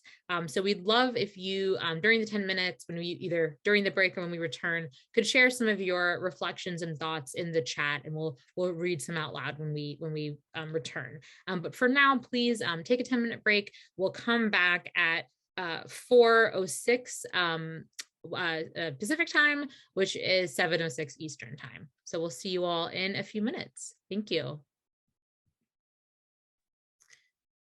All right, we want to welcome folks back from our last break. We're gonna let folks slowly trickle back in. Yeah, we're excited to have in this last hour of our event together, have space for people to discuss and brainstorm and explore together your own projects and questions you have, and ways that we can apply the decolonial pedagogy framework that the people behind, the folks behind me, Maria, applied to their project.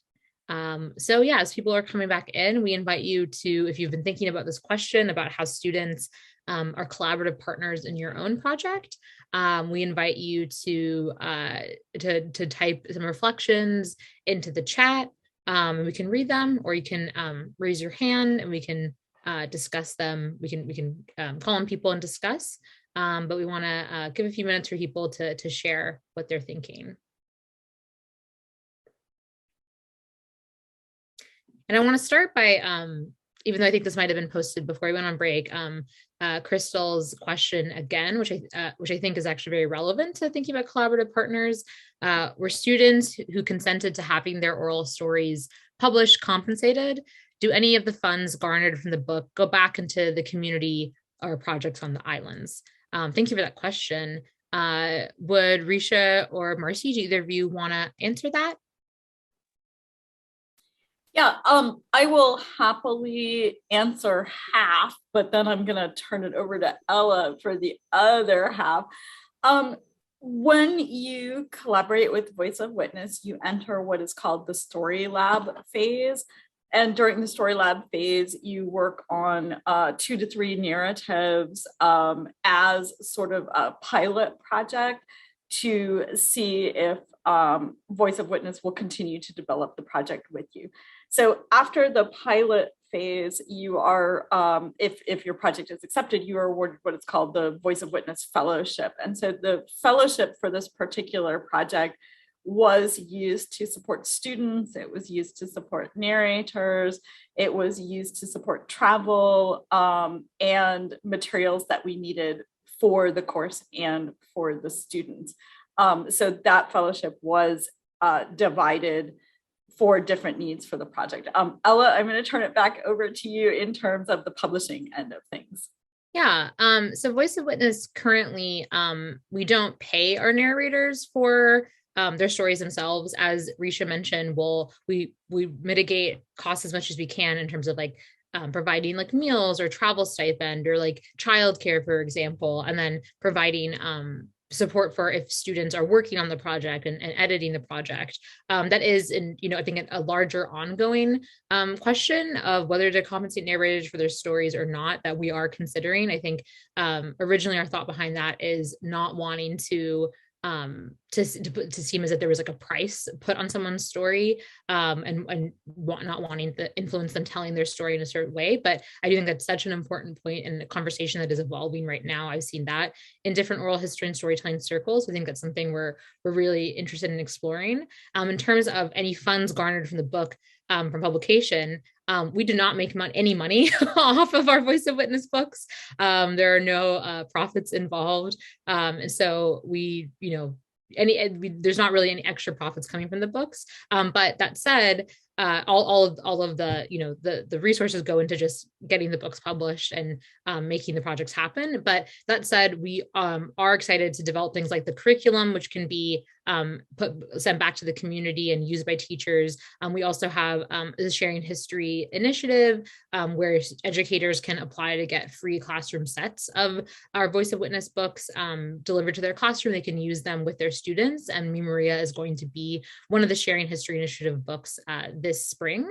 And then we also, in our community partnership work, are working with different grassroots and grassroots organizations and people on the ground who are interested in connecting with the book and connecting with our storytelling. So definitely trying to make sure we're working to make sure that the project has a long life, returning back to the community and developing community partnerships. So thank you, Crystal, for that question. Yeah, returning to back to the question of students as collaborative partners, was there anything people wanted that comes to mind for people that they wanted to share? I know Crystal Davis, I know you have your hand up, but I'm not sure if that's from earlier, but if you do want to share, would definitely invite you to unmute. It is from earlier, but okay. No problem then. All right. Well, with that, I think we're going to transition into our breakout rooms now, where we're going to, folks are going to have about 20 minutes to discuss some of the following questions, which I'll let Ricia go into more depth in just a second, but you will have 20 minutes in breakout rooms to kind of talk about these questions as a group. And I know some of our OMA folks are going to mention some of the language interpretation options for the breakout rooms, and then we'll return from the breakout rooms and have some time for a few different groups to share some of the things you discussed in your breakouts before having a final big group discussion and Q&A. So Ricia, if you'd like to kind of share these questions before we go into our breakout rooms. Thank you, Ella. These are just some of the questions that became really important to us in this project. As I mentioned earlier, when we enter into doctoral programs, we're kind of trained towards thinking about doing work on an individual level, and unlearning that becomes very, very important as we move forward in our projects, especially when we're thinking about feminist collaborative models and decolonial models for doing research and doing projects like that. And so a question that I found very helpful for me to ask is, who are and who might be the stakeholders in this project? And that's been an essential question for me all along in terms of thinking about students as people who have full lives outside of the classroom, and understanding that leaving the experience of trauma or tragedy at the door to the classroom is not something that can actually happen. And especially after the hurricane, when we would wait in water lines or food lines or the gas lines that Bryan was talking about for hours with our neighbors. And at times I was waiting in food line or water lines with students, and I didn't see how, after we shared that experience together, we could re-enter the classroom and pretend that that had not happened. And so thinking about students as folks who have full lives outside of the classroom, especially in times such as global pandemics or in the aftermath of disaster, become quite important. What might you be able to learn from students and other stakeholders and their potential contributions to the project? And I think that Marci did a really strong job in her part of the presentation, helping us to think through the way that the students who are enrolled in our courses have multiple and varied experiences in life. They have exceptional resources and experiential knowledges and community knowledges. And these are things that again, when we're trained to think about what information has the most value, we are trained to think about publications and peer-reviewed publications, and those certainly hold a great deal of value. But experiential knowledges present something quite different for us that is essential to moving forward in the aftermath of disaster. And then the final question is, how are students and other stakeholders contributing to project design and or execution? And I think that for me, one of the most important parts of this project is that we never assign narrators, or we never assign interviews for this oral history project. We demonstrated how to conduct oral histories. We theorized oral histories. We read and analyzed together oral histories. We talked about audience together. We talked about where students wanted these oral histories to go and who they wanted these oral histories to reach, but we never assigned those parts. And I think that that was that decision-making, that part of the decision-making process was very important to this project. And so these are the 3 questions we'd like to send you into the discussion groups with. There's actually a couple more questions, Ricia. Oh, we went on to the second page.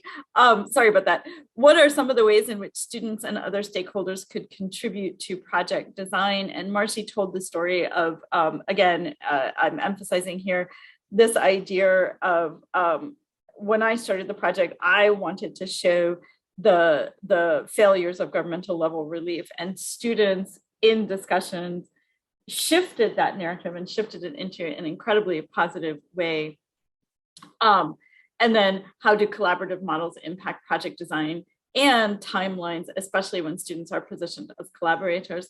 And this is what Marci was talking to us about here, that, you know, we may have more experience and more prior training than the students who are in our classes.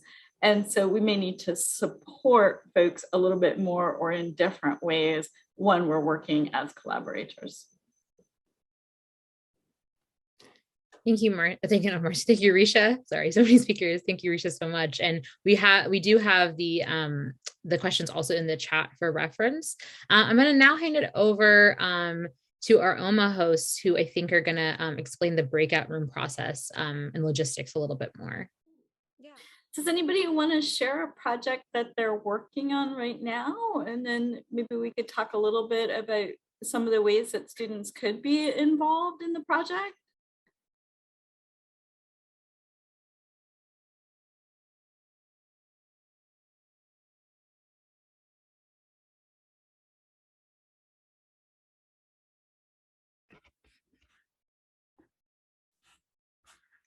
Yeah, go for it, Claudia. Thank you.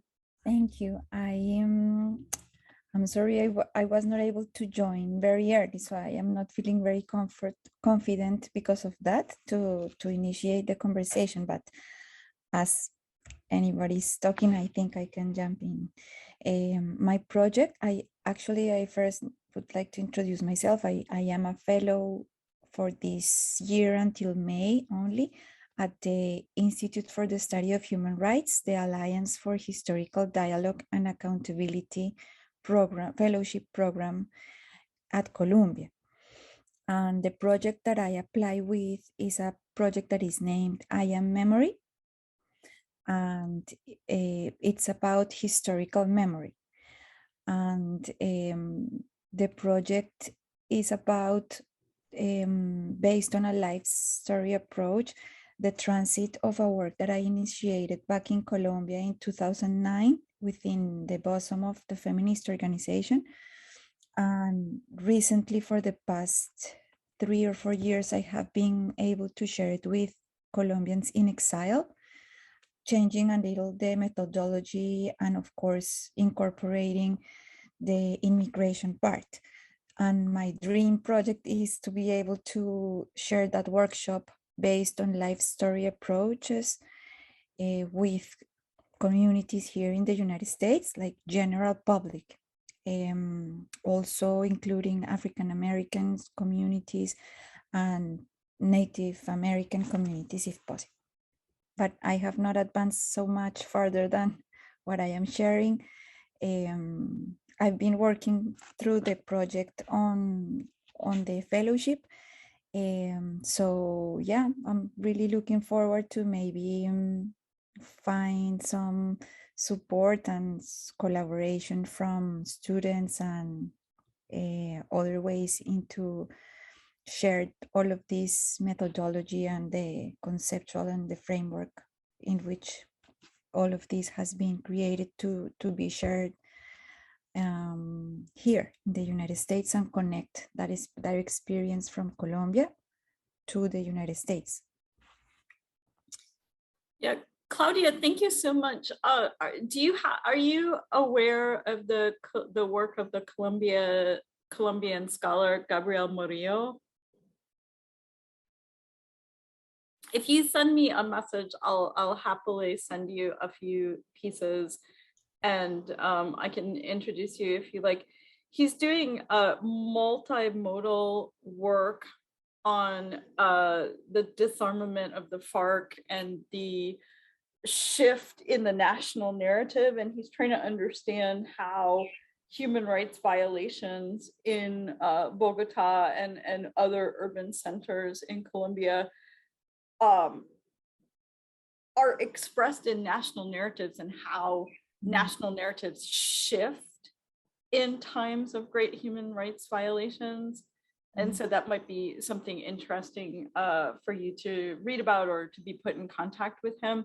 He has a very beautiful piece with public art, music compositions, and life stories coming together. So a public art space where there was a concert, and then he's not working so much in the digital at the moment. Oh, sorry, I forgot my camera's off. He's not working with the digital so much at this moment. We have in later stages of our projects, we have what we call mass listening stations that we've designed to set up in public spaces at public events. He was doing something similar with postcards and note cards and things like that. And I think what we've found is that one of the elements that students seem to most enjoy about our projects is the off-campus and the active learning part. So being situated in a community, doing work in the community. And so we're now having mass listening events with mass listening stations, and that seems particularly suited to social justice issues, and it seems particularly suited to some of the issues that you're thinking about. Wow. I mean, I'm glad I've joined and I'm here like you suggested. Thank you, Professor. You're very welcome. Just send me an email. Okay. What are other people working on? I encourage everyone to speak up.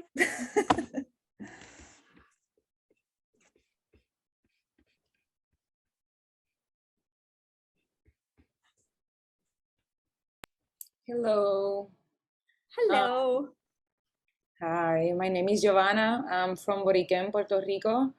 I'm just wondering before I start speaking if I feel more comfortable speaking in Spanish. Can I just switch between those or stay mainly in whatever? Okay. Creo que me entendieron. Well, I would like to share my thoughts on the research that I'm actually working on and how I have decided to make it focus on collaboration. Even though I've been spending years working as a soloist artist, so it's been really difficult to come back to work with people after isolation and pandemic situation. Así que me siento cruda. I feel that my thoughts are really raw but honest, so I'm just gonna go ahead. I'm an MFA student in experimental choreography in dance in UC Riverside, University of California. De hecho, una de mis profesores quien me recomendó para este programa fue Cristal Sepúlveda, que está aquí también, que también hizo su MFA en UC Riverside en danza. And I think that what I want to share is how difficult, but also beside of the challenge, I think that is you feel like you do the work when you actually don't feel like your collaborators are your students, even though the process of research and explorations is based on the concepts you as a researcher bring to the table. So for me, I was realizing how my dancers were tired all the time because they work a lot and they need to work a lot. And I knew how I made that decision by choosing these specific people. So I made this new cohort of people to work with me. This new ensemble, es que se dice, como, creo, sí. So I realized that my approach had to be more focused on taking care of each other, offering compensation, even if I wasn't paying like a dancer is supposed to be receiving their honorarium, pero de alguna manera busqué la recompensa para reparar el hecho de que no les podía dar una nómina por su trabajo. Y eso fue bien importante para yo notar cómo el compromiso o el esfuerzo se sentía remunerado. Wow, es bien impactante para mí sonar tan central en esto, pero definitivamente cuando una de las necesidades más grandes que tiene un cuerpo es comida, techo y gasolina para poder moverse en su carro, hay que trabajar en mover eso del medio, o no moverlo del medio, pero apoyar en eso también si quieres que tu grupo esté bien, si quieres poder llamarle comunidad y que en el proceso, el día del ensayo técnico o el día del ensayo general, antes de la producción ser presentada, cada persona step up y uno esté cocinando para todos, la otra persona esté trabajando en el hogar, en cuidarlo, la otra esté encargándose de los vestuarios, y así de momento uno empieza a sentir que estás haciendo el trabajo de verdad, que es este trabajo en el que es bien tuyo y dirigido a tu investigación y a tus intereses, pero se expande a que estas personas quieran dar más de lo que tienen que dar en un proceso creativo, investigativo, porque se sienten parte de y se les está respetando sus necesidades y se les están atendiendo también. Así que eso definitivamente influye en redirigir los recursos económicos, redirigir los enfoques de los ejercicios prácticos, escuchar mucho a los colaboradores es bien importante para poder moldearse en el proceso creativo e investigativo. Y conocer los contextos, no trabajar en un espacio en el que la violencia es constante y sin querer estar infligiendo violencia. ¿Verdad? Nada me salva, pero por ahí vamos. Yo creo que no puedo decir mucho más ahora, estoy pensando muchísimo, eso pasó este último viernes, 4 de marzo, y yo me siento todavía muy cruda en mi mente, así que seguiré pensando en la importancia, porque yo fui la directora y yo me sentía muy responsable de no hacerle daño a la gente que tiene sus cuerpos a mi disposición. Me puse emocional, pero ya, lo dejo ahí. Gracias por este espacio.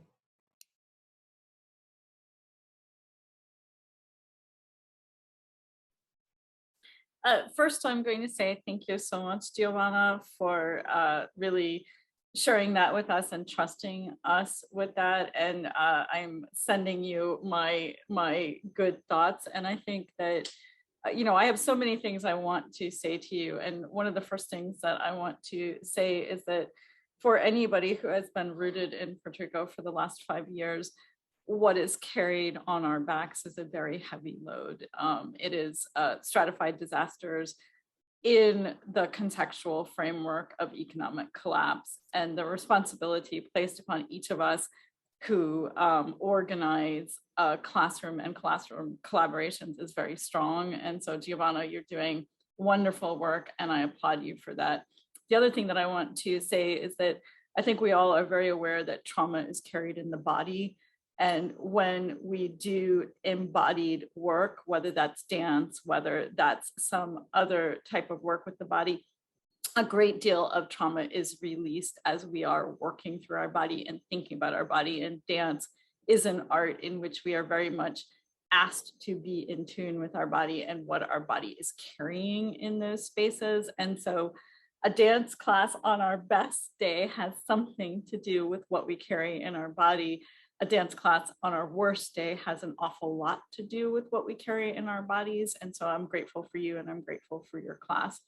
I also want to mention that we had a number of mutual aid groups in Puerto Rico after the hurricane that worked with music and dance with children and other people in their community to try to address the trauma of the children that we tend to put aside. And this relates very much to what I was saying about thinking that students leave things outside of the classroom, right? None of your students, Joanna, left anything outside of the classroom, and the material needs that they were facing are very much at the forefront of the classroom. And so I do think that this is one way that we think about decolonizing our classroom. Instead of saying the grade is the thing that we make most important, and and I'm saying performance here, not necessarily the dance performance, but the performativity of the student. How do we unmake that? You know, I have an everybody eats policy in my classroom, and it makes me sick that both Giovanna and myself, and I'm sure many of you, have to have an everybody eats policy in their classroom because our students aren't getting enough food. But doing things like this and placing the human above the student in the classroom is one of the ways that we start decolonizing. I think we're all back now. Sorry about that. No, thanks, Ricia. It sounded like there was a really rich conversation happening there. Thank you everyone so much for, I was popping in and out of some of the groups, and it sounds like there's some good conversations going. So I want to be mindful of time. I know we're wrapping up soon, but wanted to give folks a chance to maybe report back and just share some of the things that you were reflecting on, or any interesting insights from your fellow attendees that you want to share. And you can, as always, you can unmute and share, or just share in the chat anything you want to call out.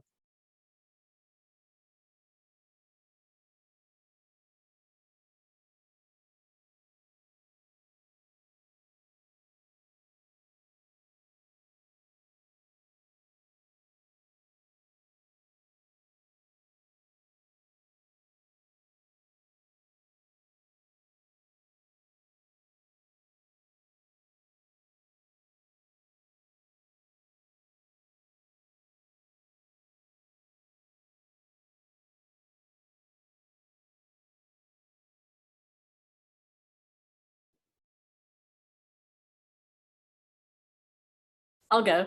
I'm always impressed when I come to a meeting like this in terms of how many people are so committed to issues of social justice, and how many people are genuinely rooted in this idea that we somehow have to do better.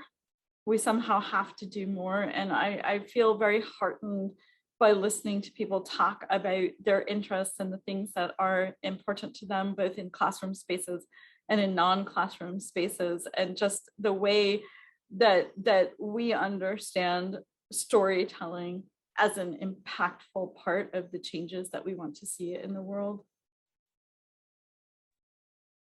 I can also chime in. I was in the first breakout room and I was going to hop around, but the conversation in the first breakout room was so interesting, I didn't leave. And one of the participants, I won't say your name unless you want to speak up, but was talking about how she works with students and different volunteers, and that they make sure that there's a level of care for all the stakeholders in the project. And one of the things she was saying is that they found that people who were transcribing the stories were affected differently than people who were interviewing the people, or people who were editing the stories were affected. So and all those levels of what it takes to get an oral history story into an archive, there's just so many different places where you can experience the trauma of the person who is telling the story. And I just really very much appreciated how she talked about how it was important to give care to all those different levels and all those different stakeholders in the project. Thank you, Marci. It's the Rikers Public Memory Project that I'm here representing, and Humanities Action Lab. And so I shared in our group a little bit about the work that we're doing with the Rikers Public Memory Project and using oral histories for restorative justice and the campaign to close Rikers Island. And the importance of, we always focus on the narrators, and the narrators are central to and the driving force of everything that we do. But I've also recognized the importance of caring for every stakeholder that's part of the process, and their needs are different. And so we have different ways of making sure that there's mutual care given to every person that interacts, whether it's a volunteer that's interviewing, it's a student that's engaging and activating the oral history, the team of people that are working on the project. So we're very intentional about creating spaces for care and providing mutual care.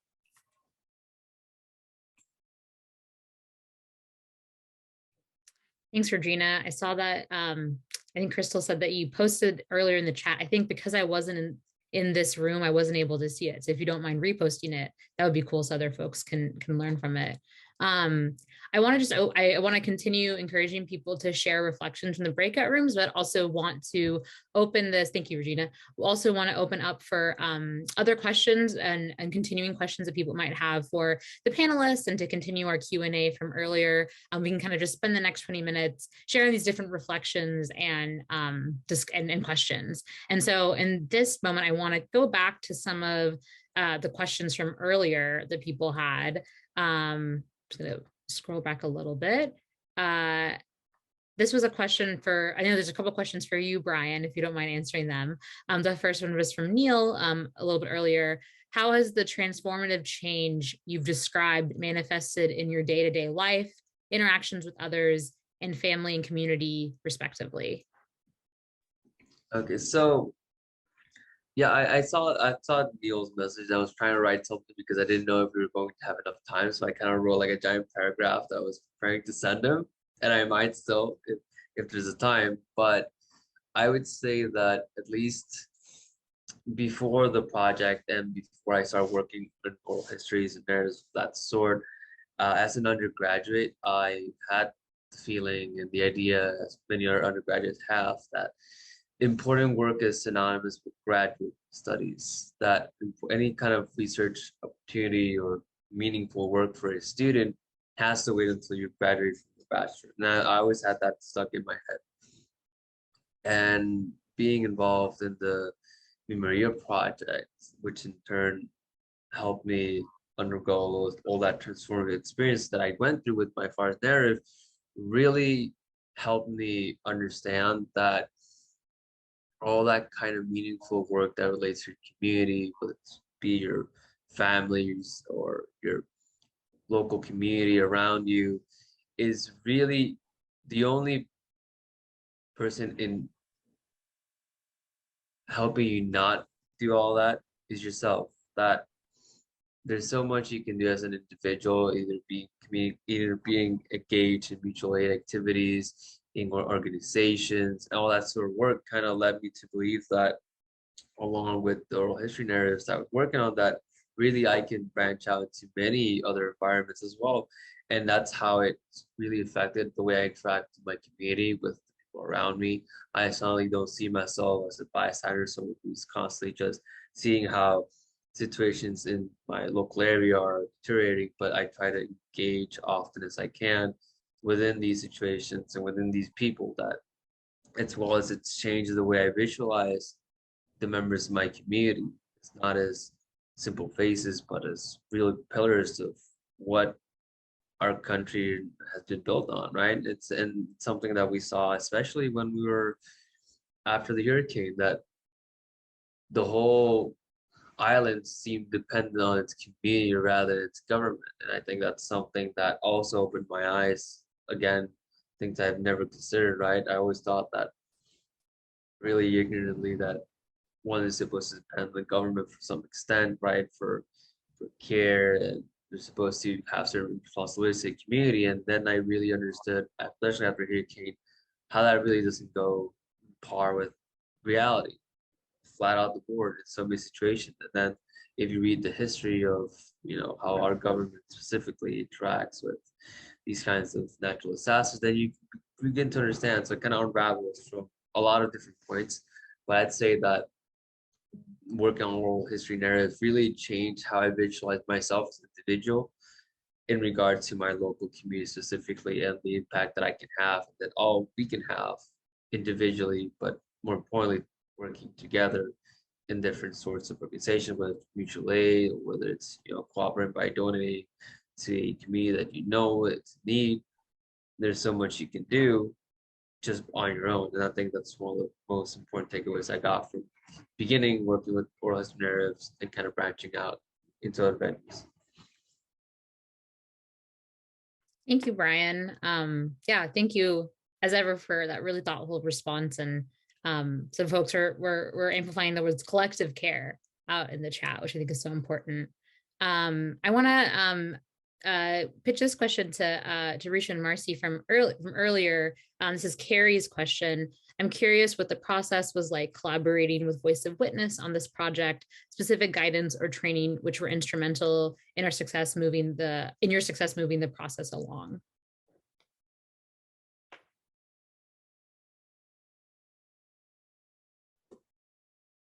You want to start us off, Mars? Sure. I think you'll probably can talk about maybe Story Lab. So training is provided with VOW, and the part of that is the Story Lab, where you workshop 3 stories with them and they go through best practices with you. One of the things I have to say that struck me the most about working with VOW is the multiple editors who are involved in the project. So you work with one editor, and then the manuscript is read by another senior editor, and then it's read by an editor at Haymarket Books, and then it's read by a fact checker, and then it's read by, I think there's another editor in there somewhere. But that kind of support and attention to detail made me feel safer as we were going through this process, and that's one of the things that I really appreciated. Ricia? Yeah, for sure.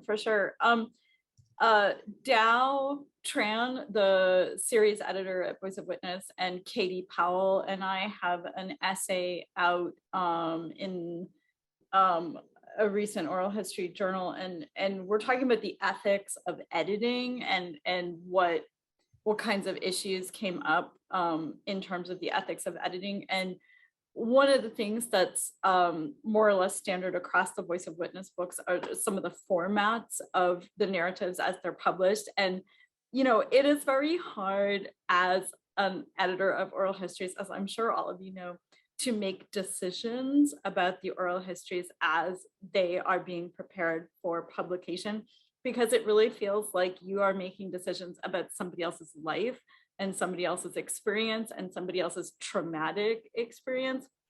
And so that's something that I kind of wrestled with throughout the project, because as you're editing the raw recordings and transcription and translation of oral histories, and you're thinking, I have to do editorial labor in order to move this into a readable narrative with a linear framework, that means that you will find a trajectory and you will say these stories line up together as a trajectory, these ones don't.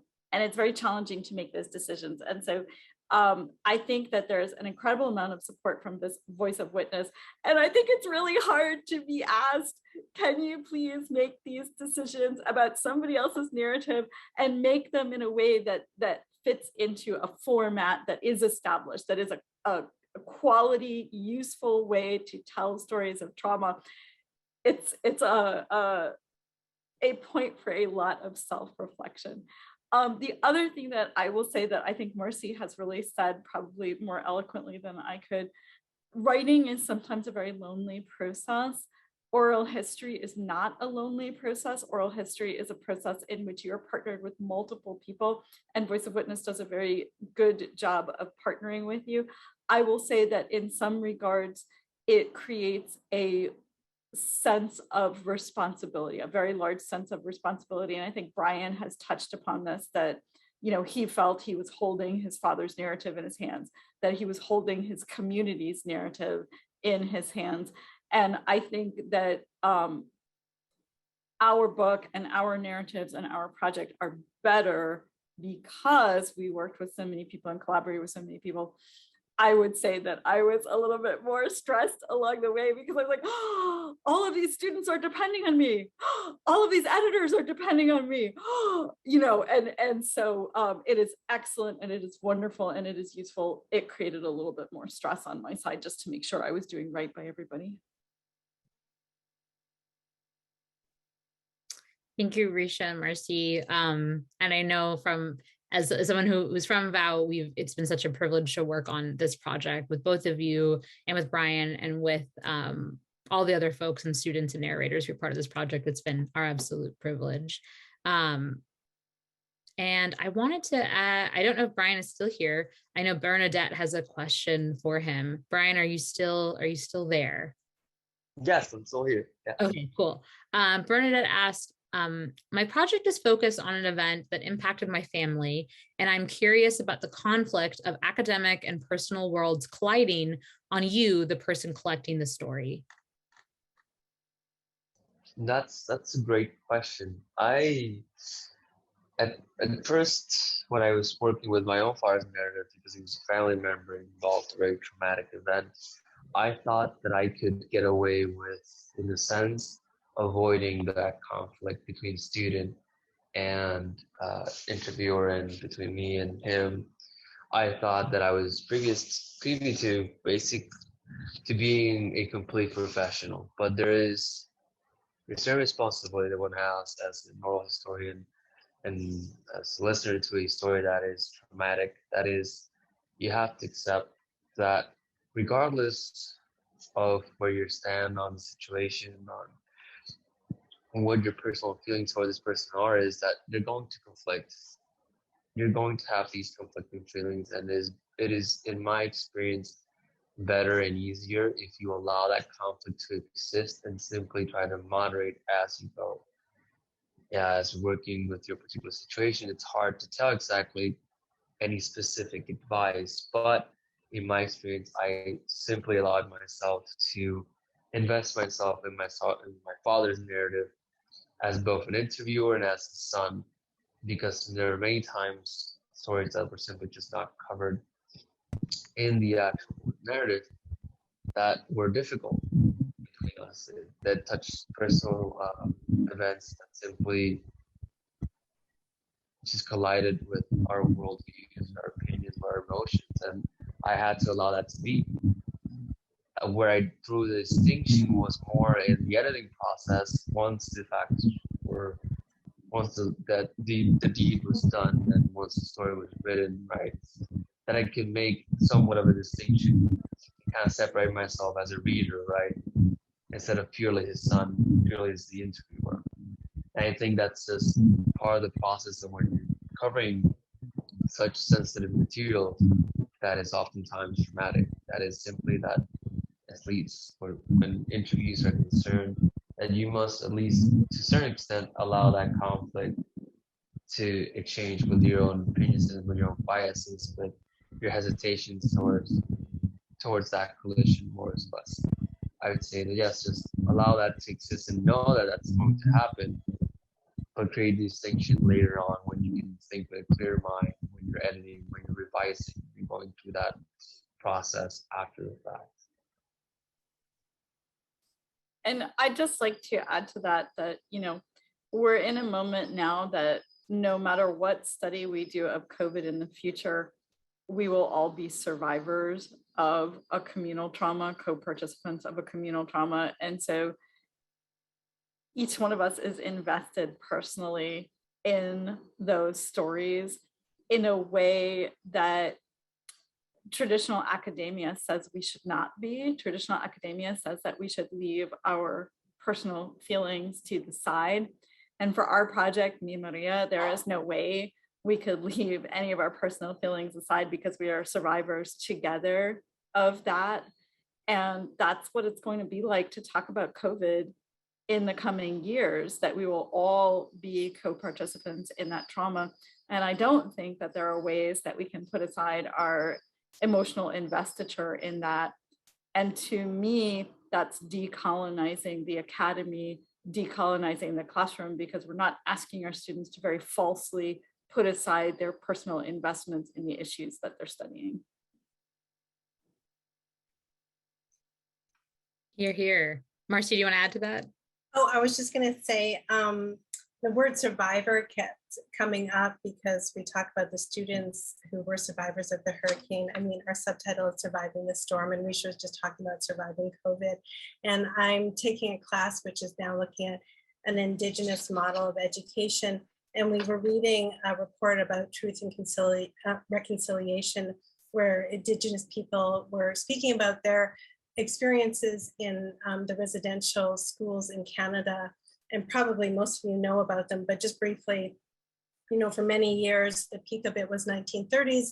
There were 80 residential schools that were run by the government, and Aboriginal children were taken from their homes and their families and put into these schools.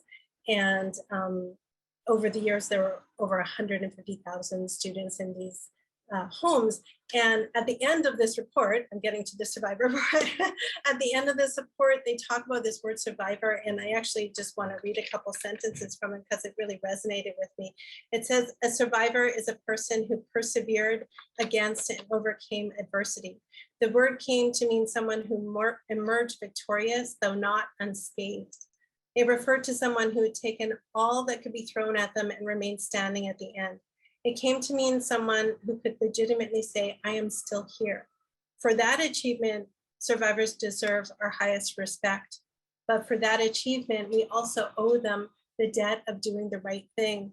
And that just struck me so much. And I think as educators, doing the right thing is recognizing the colonial history of schooling and trying to disrupt that conventional thinking about pedagogy.